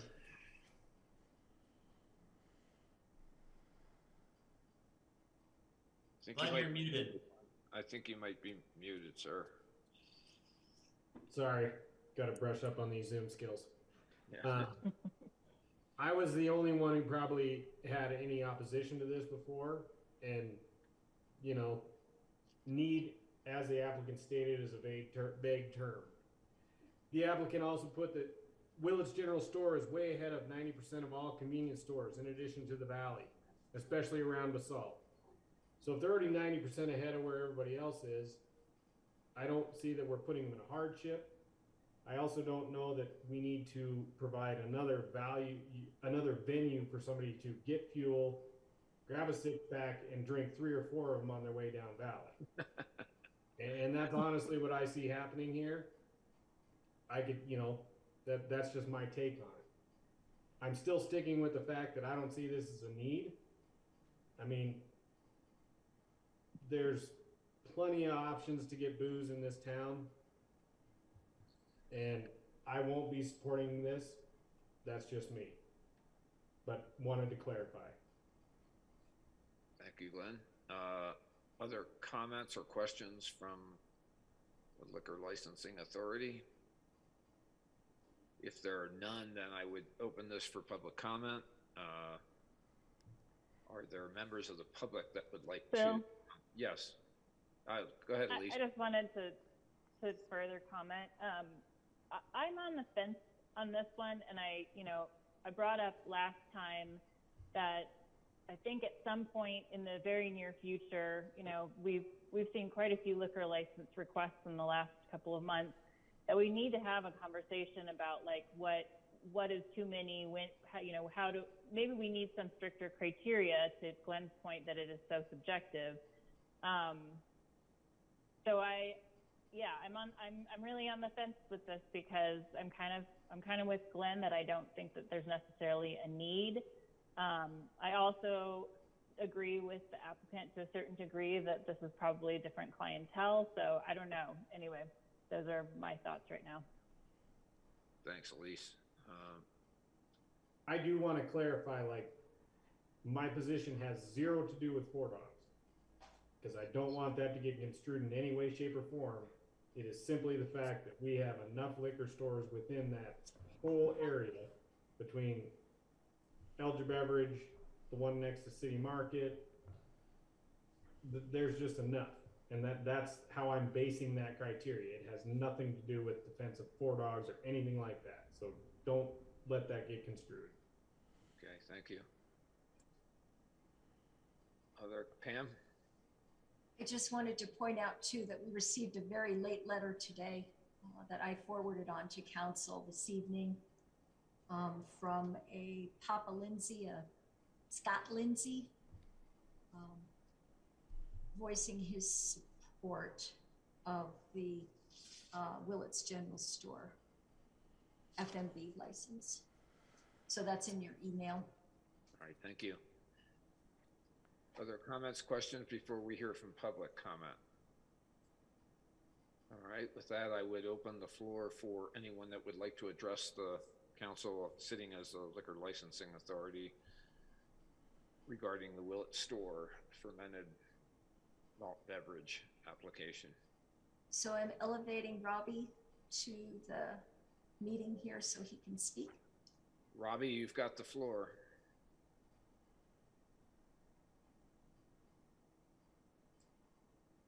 He's on mute at the moment. There he goes. I believe I'm unmuted now. Thank you for your patience, council. Okay, absolutely. Okay. I just want to quickly point out some details on the petition I put together and is hopefully in front of you all. We didn't want to sacrifice the time of our customers during the holiday season to ask for their support on this opposition, or we could have easily obtained hundreds of signatures as well. The quantity of the signatures from the petition that's in front of you is only just above 40. However, the quality of these signatures is what I hope to bring to the attention of the council. I exclusively approached pivotal business owners, managers, and employees, all who operate in the Willits and Elgibel area. And every one of these signatures is from an individual who will be directly affected on a daily basis by the potential of an additional malt beverage license in this already saturated market. I want to simply ask the council to please put this into consideration while voting on this unnecessary malt beverage license tonight. Thank you for your time. Thank you, Robbie. Additional comments from the public? Questions? Okay. Hearing none, I would entertain a motion or additional discussion. So there is a motion in the packet for item 6C.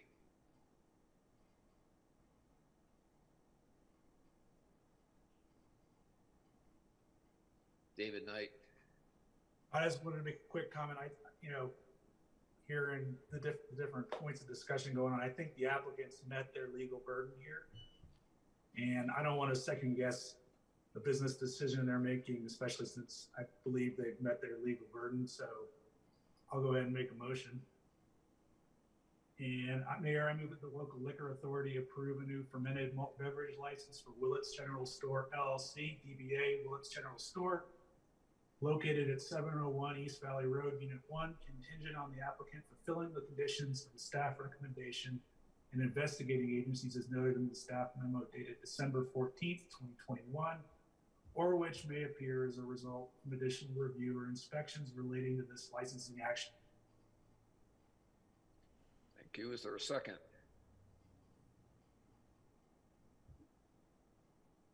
I agree with David's logic and I like his thinking. I will second. All right, been moved and seconded. Pam, please call the roll. Absolutely. Let's begin with Elise Hoddle. Oh, sorry, thought I was on mute. I will vote yes, but I strongly urge my fellow counselors that we need to have a conversation about setting some stricter parameters for how to determine these situations. Ryan Slack, Yes. Bill Kane, Yes. Gary Tenenbaum, No. David Knight, Yes. Bill Infante, Yes. and Glenn Drummond. No. Motion carries 5-2. All right. Thanks, everybody. That concludes our business. And I think we need a motion to adjourn as a liquor licensing authority before we return to the regular council agenda. So if somebody would make that motion, I'd appreciate it. Mayor, I move that the local liquor authority adjourn and reconvene the town council. Second. Okay, moved in second. Voice vote. All those in favor, please signify by saying aye. Aye. Aye. Aye. Any opposed? All right, thank you. So next order of business is item 6D. This is a public hearing and first reading of ordinance number 1, series of 2022. It's an ordinance of the town council, town of Basalt, Colorado, granting special review approval for an accessory dwelling unit located at 117 East Homestead Drive, Basalt, Colorado. James? Yeah, thank you. We have the applicant here this evening as well. Simi Hamilton is online. So let me share my screen. This is a public hearing and first reading of an ordinance on an application submitted by Simi and Sophie Hamilton for a special review to add an attached accessory dwelling unit to the house that they are remodeling at 117 East Homestead Drive. As background, the property subject to the application at 117 East Homestead Drive contains a single-family residence that dates back to the late 1800s. The property size is 10,600 square feet and is zoned R3TN. The applicant has the necessary building permits and slope review approvals to remodel the house and do an expansion to the residence, and they are actively remodeling it. The proposal is to add an accessory dwelling unit that is 1 bedroom and 450 square feet, and they're proposing to do it within the main house that was part of the 1800 residence. And they're proposing a separate entrance to the ADU that is along the side of the house. Here is Homestead Drive, and here is the pedestrian access to the unit through a separate entrance. They've proposed to have 2 parking spaces for the main residence that are off street. They're proposing a garage, and as part of that, they have 2 spaces for the main residence and then 1 off-street parking space for the ADU itself. The applicants are also proposing to satisfy the requirement in the town code that one of the 2 units be resident occupied, which is a requirement. In reviewing the application, staff identified several discussion items that are in your packet. The first being consistency with the master plan. In the 2020 master plan, it encourages integrating accessory dwelling units into the existing neighborhoods in appropriate situations. Staff and the Planning and Zoning Commission feel that the proposal is consistent with that goal. Staff and the P&Z also believe that it is a good reuse of the existing portion of the structure that was built in the 1800s. Other discussion topics include the dimensional requirements in compliance with the R3TN zone district. As is noted in the staff memo, the applicant has a lot size that is larger than the 8,000 square foot that is needed for an ADU in the R3TN zone district. Also, the ADU in the main house meet the dimensional requirements in the R3TN zone district as is identified in the P&Z memo that's attached in your packet. Other discussion items included the parking and vehicular access. As I noted, the vehicular access is from the existing driveway to the property that is off of Homestead Drive, and the applicants are proposing to build a two-car garage. The two-car garage is proposed to have 2 parking spaces stacked for the main house, which are shown in yellow. And then they're also, as I noted, proposing 1 off-street parking space for the accessory dwelling unit, which is the green space that you see here. And then 1 bay of the garage is proposed for storage. In the past, it's been required that applicants not stack a ADU parking space with parking spaces for the main residence. And so the applicants have complied with that in this case. Staff has included conditions that any lease that be provided on the ADU have a limit of 1 vehicle for use of the tenant of the ADU. This has been required of other ADUs in the past by the town. Additionally, the fire district and the Basalt Sanitation District have reviewed the application and have identified that they have no concerns. There's also, as part of the draft ordinance, a condition requiring that there be a deed restriction that 1 of the 2 units be resident occupied, as is required in the R3TN section of the code. The Planning and Zoning Commission had a unanimous recommendation of approval. And so this evening, staff would suggest hearing applicant comments, taking public comments because it is a public hearing, and providing council discussion. Ultimately, if you're comfortable with the conditions, the council could approve the ordinance on first reading. Thanks, James.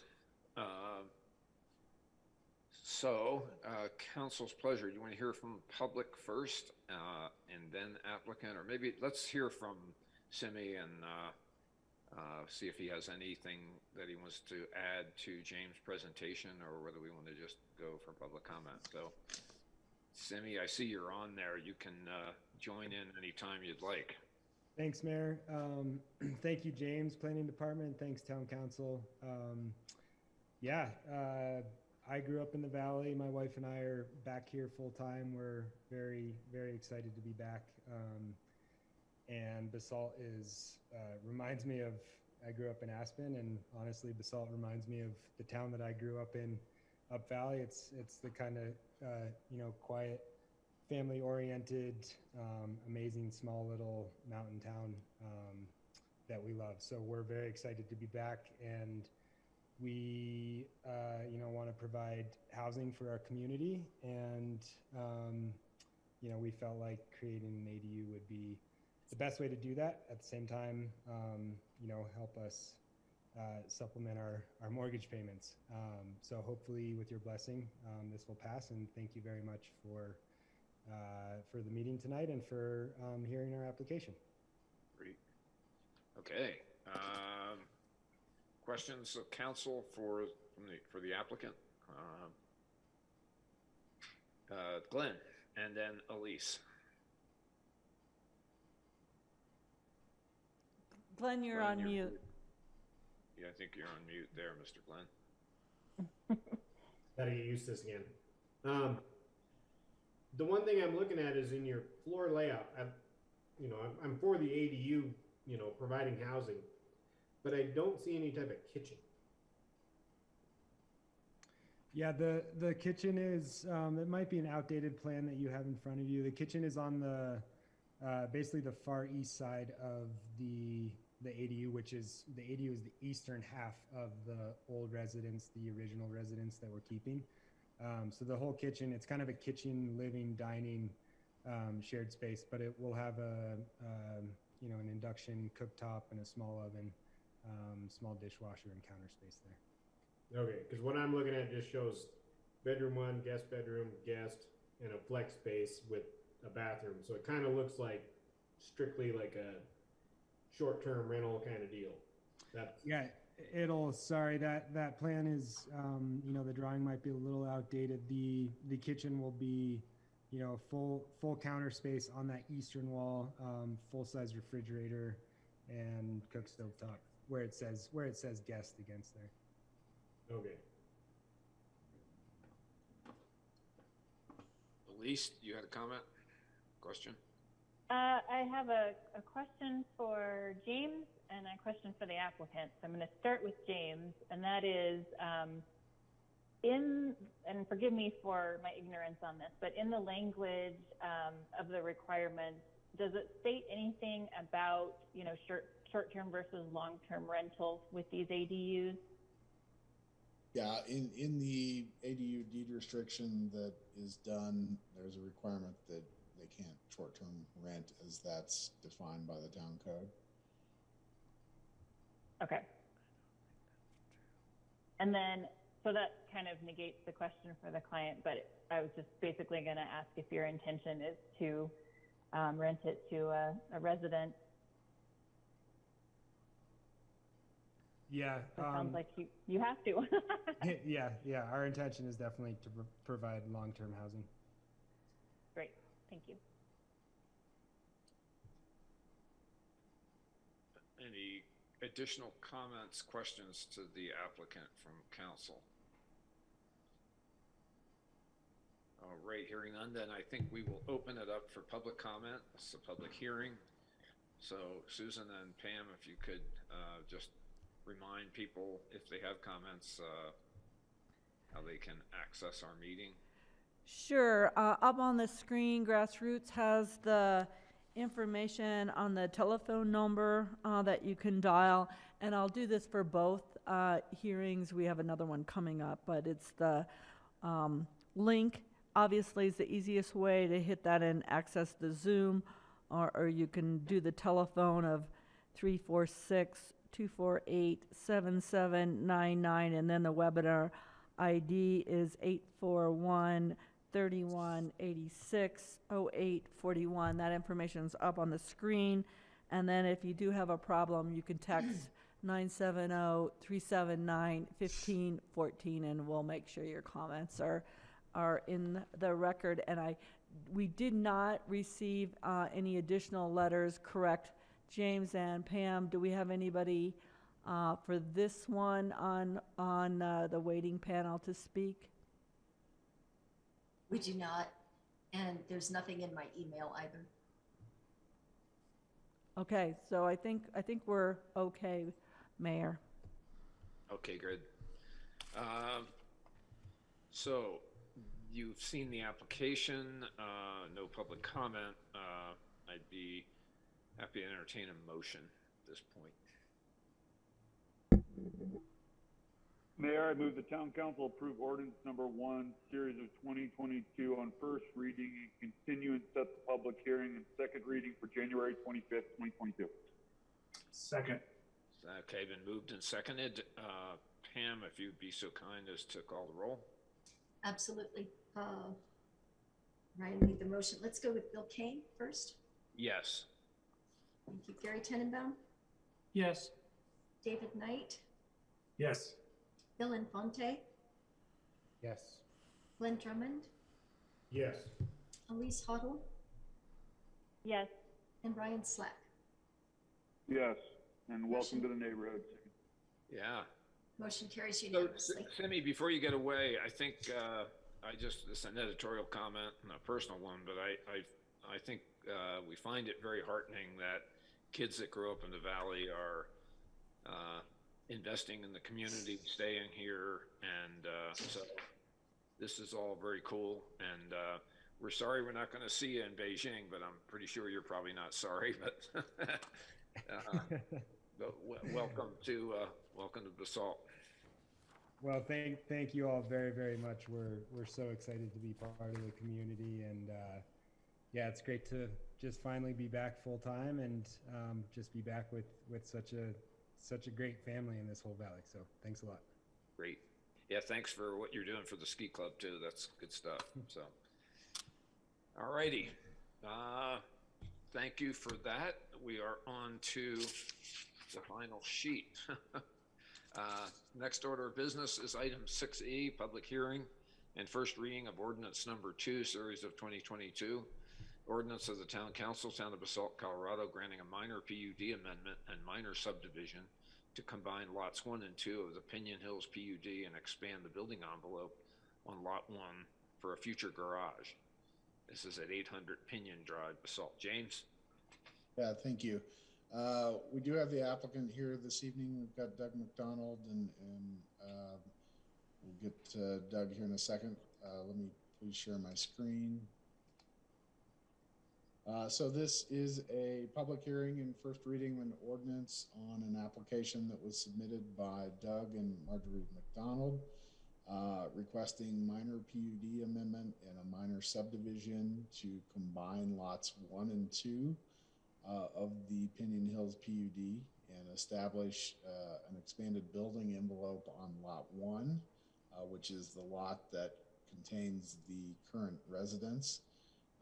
So you can see here on the vicinity map, the property subject of the application is up above the Bassburg townhomes. It's this property right here. This is Pinion Drive as it curves around to the tennis court of the Bassburg townhomes. The lots are at 800 Pinion Drive. Lot 1 has an existing residence on it. This is the breakdown between the lot. This is lot 1, this is lot 2, and the existing residence is on lot 1. The applicant is proposing to combine lots 1 and 2, as the applicants had no intention of constructing a residence on lot 2. They currently have a development right on lot 2 to build a single family house in this area down here.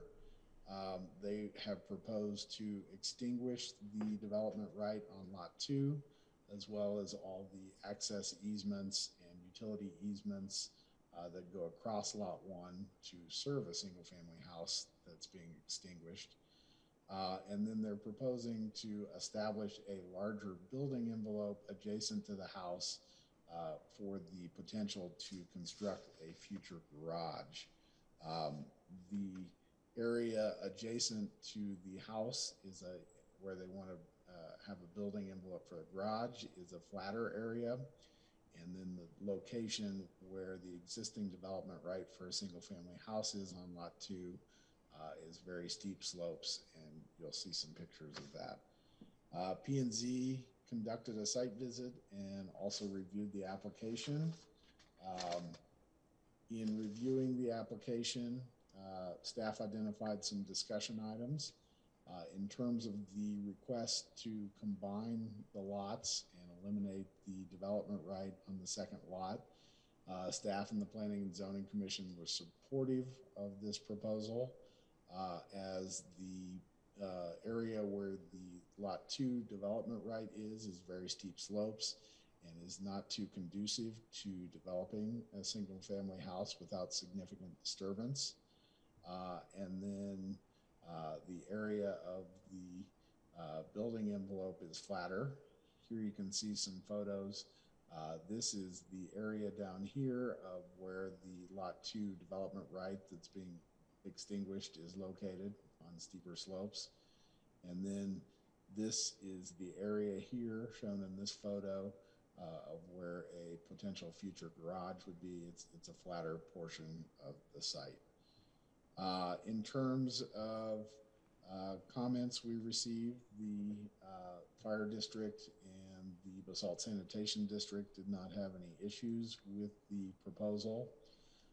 Staff has included conditions that any future garage in the expanded building envelope meet the sustainable building regulations as well as the wildfire mitigation requirements that the town added last year. It should be noted that the proposal is also exempt from affordable housing mitigation, as the applicant would be going from 2 allowed residences to 1, so there's no mitigation required. So the P&Z recommended approval with the conditions that you have in the draft ordinance that's in your packet. This evening, staff would recommend hearing applicant comments, taking public comments, and providing council discussion.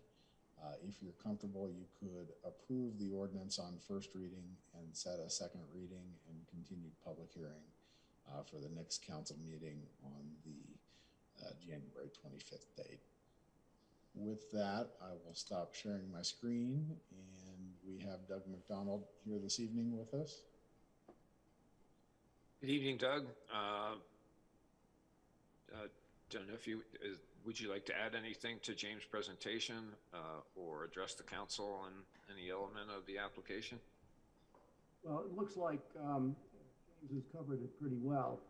We would like to certainly thank P&Z for their analysis, and I'd like to say also that we had some support from our neighbors at the Basbergs. It doesn't encroach on them at all, and we're happy that they think it's a good idea.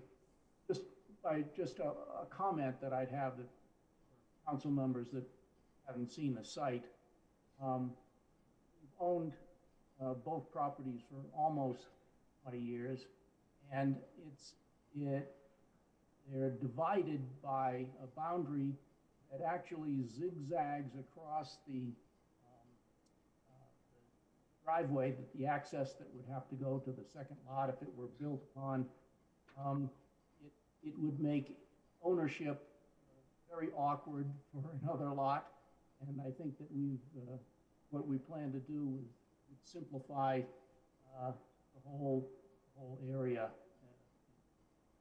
So again, we're happy with the support that we've gotten for making such a decision. Great, well, thank you. Are there questions of council would have of Mr. McDonald or James?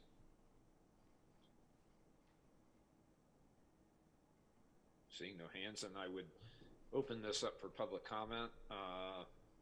Susan, if you would again kind of explain for anyone that might be wanting to dial in to address council on this matter.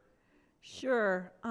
There is a link on the first page of the agenda in the agenda packet in the town's website, but if you're having trouble, the easiest thing, honestly, to do would be to text 970-379-1514 and let us know that you would like to make comment. Otherwise, you can dial in using the number up on the screen that Grassroots has put on there, and then the webinar ID is 841-3186-0841, and we didn't receive any additional emails on this application, but we did have supporters from the Basbergs, as Doug indicated at the P&Z meeting. And I don't think, Pam, you're showing anybody in your waiting room, correct? And then Pam is shaking her head yes, that she doesn't have anybody, and then she hasn't received any emails of anyone else that's trying to make comment. So that's also correct. I think we're ready, Mayor, to close the public hearing. So yes, we have no callers. Yes, we have no callers. Okay. So would entertain a motion to approve or Mayor, not. I move that town council approve ordinance number 02 series of 2020 on first reading and continue and set the public hearing and second reading for January 25th, 2022. Second. Second. Okay, been moved and seconded. Please call the roll, Pam. Okay, let's begin with Ryan Slack, Yes. Bill Kane, Yes. Gary Tenenbaum, Yes. David Knight, Yes. Bill Infante, Yes. Glenn Drummond, Yes. and Elise Hoddle. Yes. Motion carries unanimously. Thank you. Thank you. So Doug, we'll see you a little later and good luck with this. Okay, next order of business is item number 6F. This is update and resolution number 3, series of 2022. Resolution of the Town Council of Basalt approving an amended. What, I'm sorry. Approving an amended intergovernmental agreement for the Rudai Water and Power Authority. So April Long is on, and I don't know if Ryan Slack's playing a role in this, but. Thank you for having this on the agenda tonight. I think it's all yours, April. Okay. I submitted a memo and I hope you've had time to read it, but just to summarize is that the last time the IGA was updated and signed by all of the participating entities into the Rudai Water and Power Authority was in the early 2000s. And it was also before I became the executive director. In becoming executive director, there were items identified by the board for cleanup in our IGA. And very importantly, the threat of mussel invasion in the West started in 2008. And so that was after the last update to the IGA.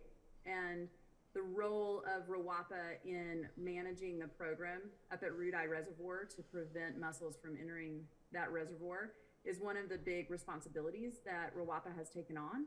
And so it needed to be identified in the IGA as well. And so we underwent just a cleanup to add that item to correct the name of the Rudai Water and Power Authority. And then also just general concise language and clarity in some of our language.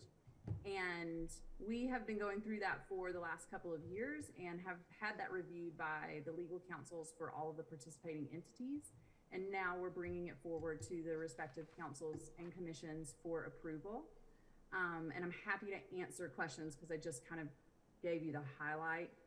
If anybody has questions to the specifics of what RWAPA is working on or the IGA specifically, I'd be happy to answer those, but I didn't want to take more time than you all have tonight. So feel free to ask questions. Okay. So this is a administrative remedy that we need to redo this agreement with the changes. So any questions of April Long on our Rudai Water and Power Authority IGA? I had one quickie. Was the original deal for Rudai a kind of a pump storage scheme? Was there the forebay? Was that going to be water that was pumped back and released at peak times to generate power? Well, that would have been a. That's the way I understand it. Yeah, and I don't know for sure if it was a pump storage or if it was a planned hydropower plant near the town of Basalt. But it was something that our communities decided we needed to gain control over and preempt, and that was what led to the establishment of the Rudai Water and Power Authority. Yeah, I'm glad we did. That was another 2 miles of devastation of the farm. Right, and the loss of the hydropower, which is now part of the City of Aspen's renewable energy portfolio. So. Yeah. Okay, if there are no questions, this is not a public hearing. I would entertain a motion to approve the updated intergovernmental agreement for Rudai Water and Power Authority. Mayor, I move that the town council approve. You got it, Elise. Approve it. resolution number 3, series of 2022. Second. Okay, moved and seconded resolution. I'm going to see if I can get past Jeff here with a voice vote on this one. So all those in favor, please signify by saying aye. Aye. Aye. Aye. Opposed? Okay, great. Is that okay, Jeff? Your policy requires you to take a voice vote on resolution. Okay, so we're good. I think we can go quickly knowing the outcome already, though. All right, well, thanks, April. Thank you. Pam's got to call the roll. Yeah. Pam? Absolutely. Brian Slack, Yes. Bill Kane, Yes. Gary Tenenbaum, Yes. David Knight, Yes. Bill Infante, Yes. Glenn Drummond, Yes. and Elise Huddle. Yes. Motion carries unanimously. Thank you. All righty. Thanks, April. Keep up the good work. Thank you all very much. You'll see a DocuSign, Pam and Bill, later in the week for that. Okay, great. Thanks, April.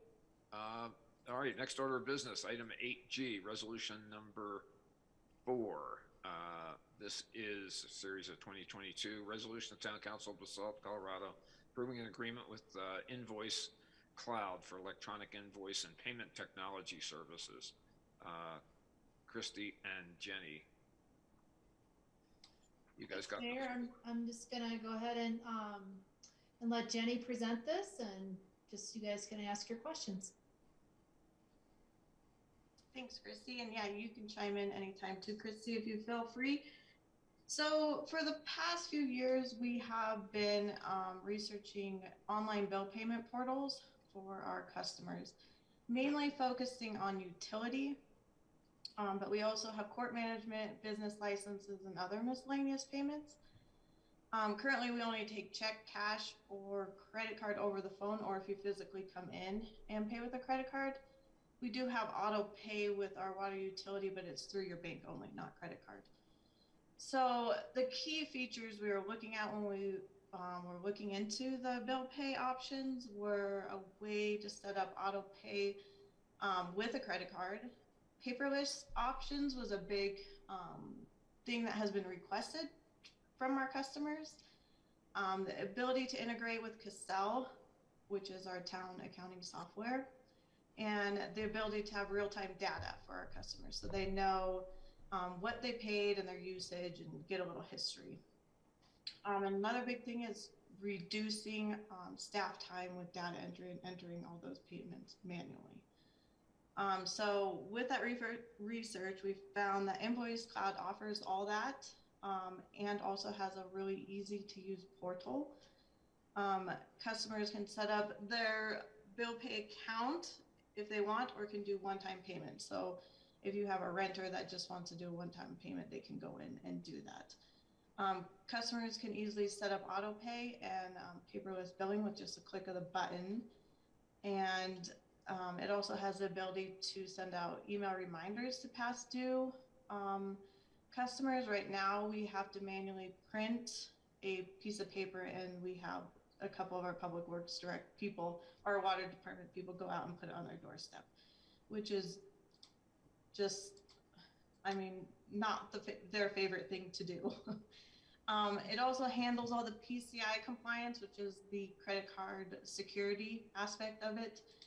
And they have a pretty cool admin portal, or what they call is the biller portal, that allows us to be on the back end for our customers, to be easily like re-email them how to pay online, or even send them a text on how they can pay online. Plus, Invoice Cloud has recently become a partner with Cassell, and they are offering us a discount to use them, and we don't have to pay Cassell for that license. That's normally $5,000. So with that said, we're also going to use it for court and business licenses, but it's not fully integrated at the moment, but we will be able to import those payments into Cassell pretty easily. There won't be real-time data like water utility, but it'll still cut down on all the work for entry. We expect it to be up and running hopefully by the second quarter of utility billing. Invoice Cloud thinks that we'll get like a 30% adoption by the first year, but I think we get well over 50%, just because the number one thing that is asked when people call in is, can I pay online? And yeah, and it's not a perfect for all our modules, but we're working towards it, and hopefully Invoice Cloud will be able to be fully integrated with more of our modules in the near future. We're currently splitting the cost for anybody that's using credit card service. So it should be pretty economical for people that want to use that efficiency, but they can also just pay via check or any other way to still, they don't have to use the service if they don't want to. And those fees start on page 217 of the packet.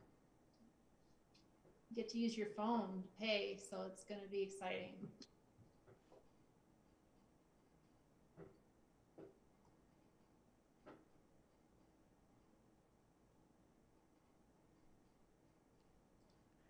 Is there a Mayor, plan in you're on mute. Great. Are there questions for Christy or Jenny? This looks like quite an improvement, I gotta say. Is Yeah, there, Auto pay is a big deal. And David, do you want to go? Go ahead.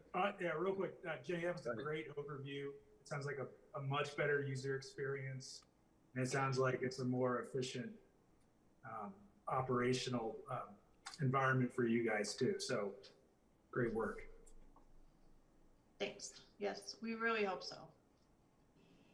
I like the whole deal. Is there a plan in the future to, like, I just know, like, running small business, when you're dealing with 3% fees and you take a $10,000 credit card payment, it's a good chunk out of your money. So, like, are we going to pass that on to the consumer?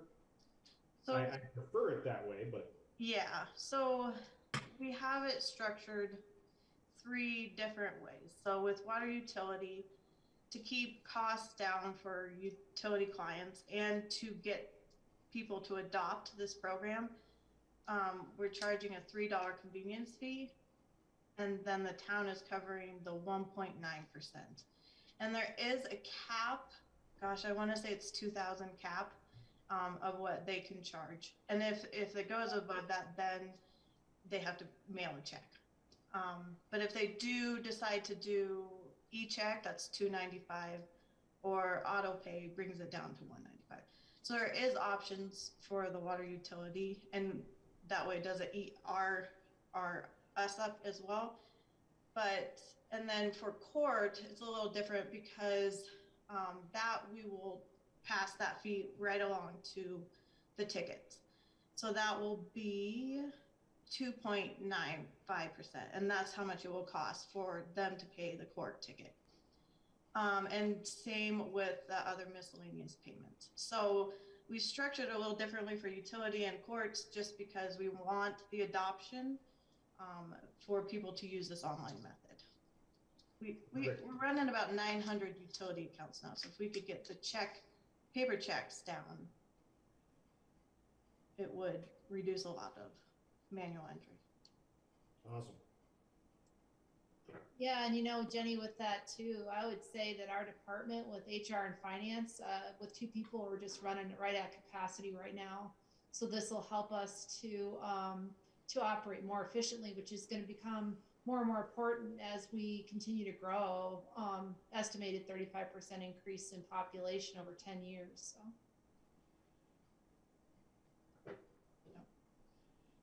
All right. Additional comments, questions? Entertain a motion to Mayor, approve. move the town council approve resolution number 04, series of 2022. Second. Okay, moved and seconded. Please call the roll, Pam. Absolutely. Let's begin with Bill Infante, Yes. Glenn Drummond, Yes. Elise Huddle, Yes. Ryan Slack, Yes. Bill Kane, Yes. Gary Tenenbaum, Yes. and David Knight. Yes. Motion carries unanimously. Thank you all. Bill, can I just chime in really quickly? I just wanted to make sure I thank Jenny. She did a ton of work trying to get this teed up and listened to a lot of different talking heads out there. And so patience, Salesman. perseverance Salesman. carries the day. So thank you very much, Jenny. You're welcome. So Jenny, you know what that is? That's the sound of one hand clapping. Yeah, congratulations. This is quite an improvement. I think people are Yeah. going I think customers will be really happy. to really like this. Moving on, we are up to resolution number 5, series of 2022. This is resolution of the Town Council of Basalt, Colorado, approving agreement with Aspen Downtowner Group LLC for microtransit services. Ryan and Jeff. Yeah, so I'll start out. Jeff may have some comments, but you know, this is just sort of dotting our I's and crossing our T's on the downtowner service that we've talked about in a few different meetings, and we're now ready to sign the agreements, and we're very close to being able to kick off the service. So this resolution does approve our agreement with them. It's our standard professional services agreement, more or less follows that model. I did find in here there was one slight modification that didn't make its way into this that we can fix at the staff level. But the service will actually not start in January as we were hoping. It'll start in February. One of the issues that came up was on the ADA lift for the van. You know, it doesn't come outfitted. They're getting it outfitted, and you know, they got caught in a supply chain issue. So Travis Gleason, who's you know, our contact with Downtowner and one of the principals, thought that, you know, that's you know, going to be, you know, coming online here February. And so what he and I talked about was exchanging just that month of January for April. And the idea there is that if we kick off in February, we didn't want to just go 2 months and then stop for the month of April and May. So we'll go February, March, April. So we'll get 3 months of usership and getting people acquainted with the service. So otherwise, all else should stay the same. We've done the decal package for the vans. That's been ordered. We had our graphic designer work that up with help from Travis on those specs. So that should be pretty exciting. Travis is working on the app as we speak. It's going to be called Basalt Connect. And then we will also work on coming up with some kind of media release for it, just so that we can get it out onto social media platforms. We'll do some radio spots. We've already had some press on it, but suspect we'll get a bit more. So I think we're about ready for it. Anything I missed, Jeff? I think you covered it. Okay. Great. Yeah, maybe a big spread in the paper wouldn't be a bad idea, kind of showing the map and explaining how it's going to work, and, you know, half pager or something. I know they're pricey, but that would be probably a good investment. Comments, guys, questions? All right. There's one comment. Oh, Elise, you do have a comment? Yeah. I just have a quick comment. Yeah. One of my fellow core board members suggested that we use some of our green team money towards providing electric vehicles so that they are truly environmentally sound, in addition to transporting people and encouraging mass transit. And I, of course, explained that this is a, you know, introductory program. We're not sure, you know, how it'll go, and we'll have collect the data and make a final analysis. But I think it is a good idea, and wanted to just plant the seed that if we do, you know, sign a long-term contract, that perhaps we look at having electric vehicles be a requirement of that contract. I mean, I like that idea. I think the biggest problem right now is you can't get them. Yeah. Well, maybe by the time we're ready to sign a long-term contract, there'll be some new vehicles available. And the other thing to keep in mind, I think those are supposed to go into production with these transit, type vans for an electric option. The other wrinkle to that is you've got to invest in the infrastructure for them to have a place to charge to. So we'll just, we'll have to, take all that into consideration. I think this council seemed in that initial discussion to really support that for that long-term vision. So, we'll just kind of keep our ear out for, how those options become available for electric. And Ryan, maybe that's something to consider as part of the Midland Avenue streetscape. What's that? To have like a charging station. Oh yeah, we just wouldn't park them on Midland Avenue though, because they have parking spaces that they're using in the Raft Up Park and Ride, and I think if we took up spaces to park those on Midland, we I guess it's just we're sort of limited on that. But I think on Midland we'll have more charging in the future undoubtedly. So anyway, thanks. Righty. Well, with that, I would entertain a motion to approve resolution. Where are we? Resolution number 5. 6, right? Or 5, yeah, you're right. Mayor, I move that the town council approve resolution number 5, series of 2022. Second. Been moved and seconded. Pam? Okay, let's That was begin. resolution 6I. This is 6H, right? This is We're still on actually 6H, resolution number 5. There we go. Yes. Let's begin with Glenn Drummond, Yes. Elise Huddle, Yes. Ryan Slack, Yes. Bill Kane, Yes. Gary Tenenbaum, Yes. David Knight, Yes. and Bill Infante. Yes. Motion carries unanimously. Thank you all. Okay, next item is resolution number 6, series of 2022, resolution of the Town Council of Basalt, Colorado, approving a pilot program agreement for Basalt microtransit service between the town of Basalt and the Roaring Fork Transit Authority.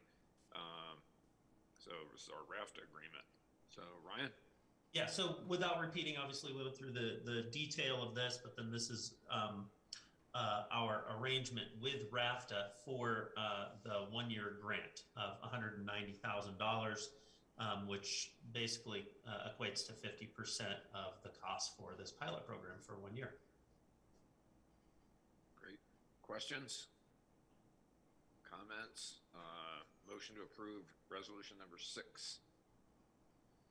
Mayor, I move the town council approve resolution number 6, series of 2022.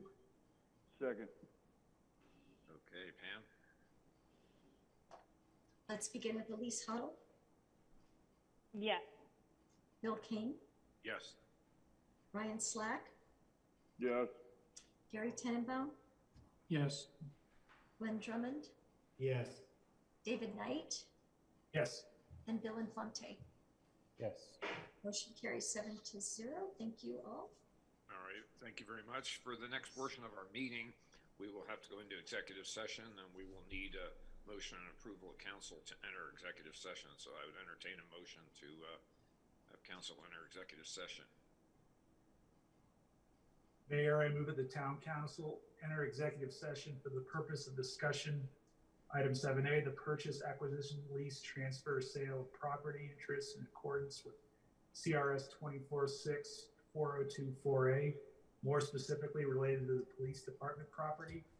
And item 7B, a conference with our attorney for the purpose of receiving legal advice on specific legal questions in accordance with CRS 246402-4A. James has it. More specifically regarding complaints related to the River Oaks ESA. So all those in favor entering executive session, please signify by saying aye. Aye. Aye. Aye. Aye. Any opposed? Okay, we are in executive session. So who's all on? So Mayor, we're going to need a couple of minutes to clear out the room and make sure that we are not broadcasting live.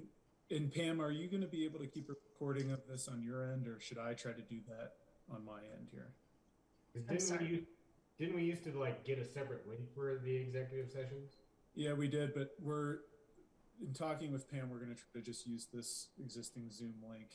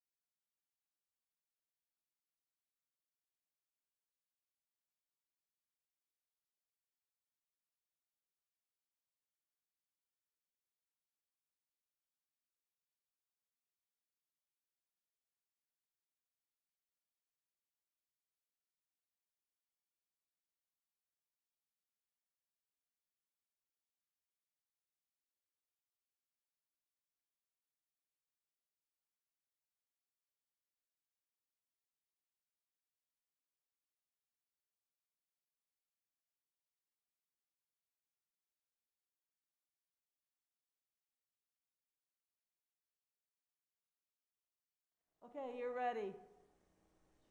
Great. Hi. Thank you. We just concluded an executive session for the purposes stated in the agenda. Town council provided direction to staff related to those purposes, and staff will pursue that. And I think we've reached the end of the agenda. If the mayor wishes to declare it adjourned, or there's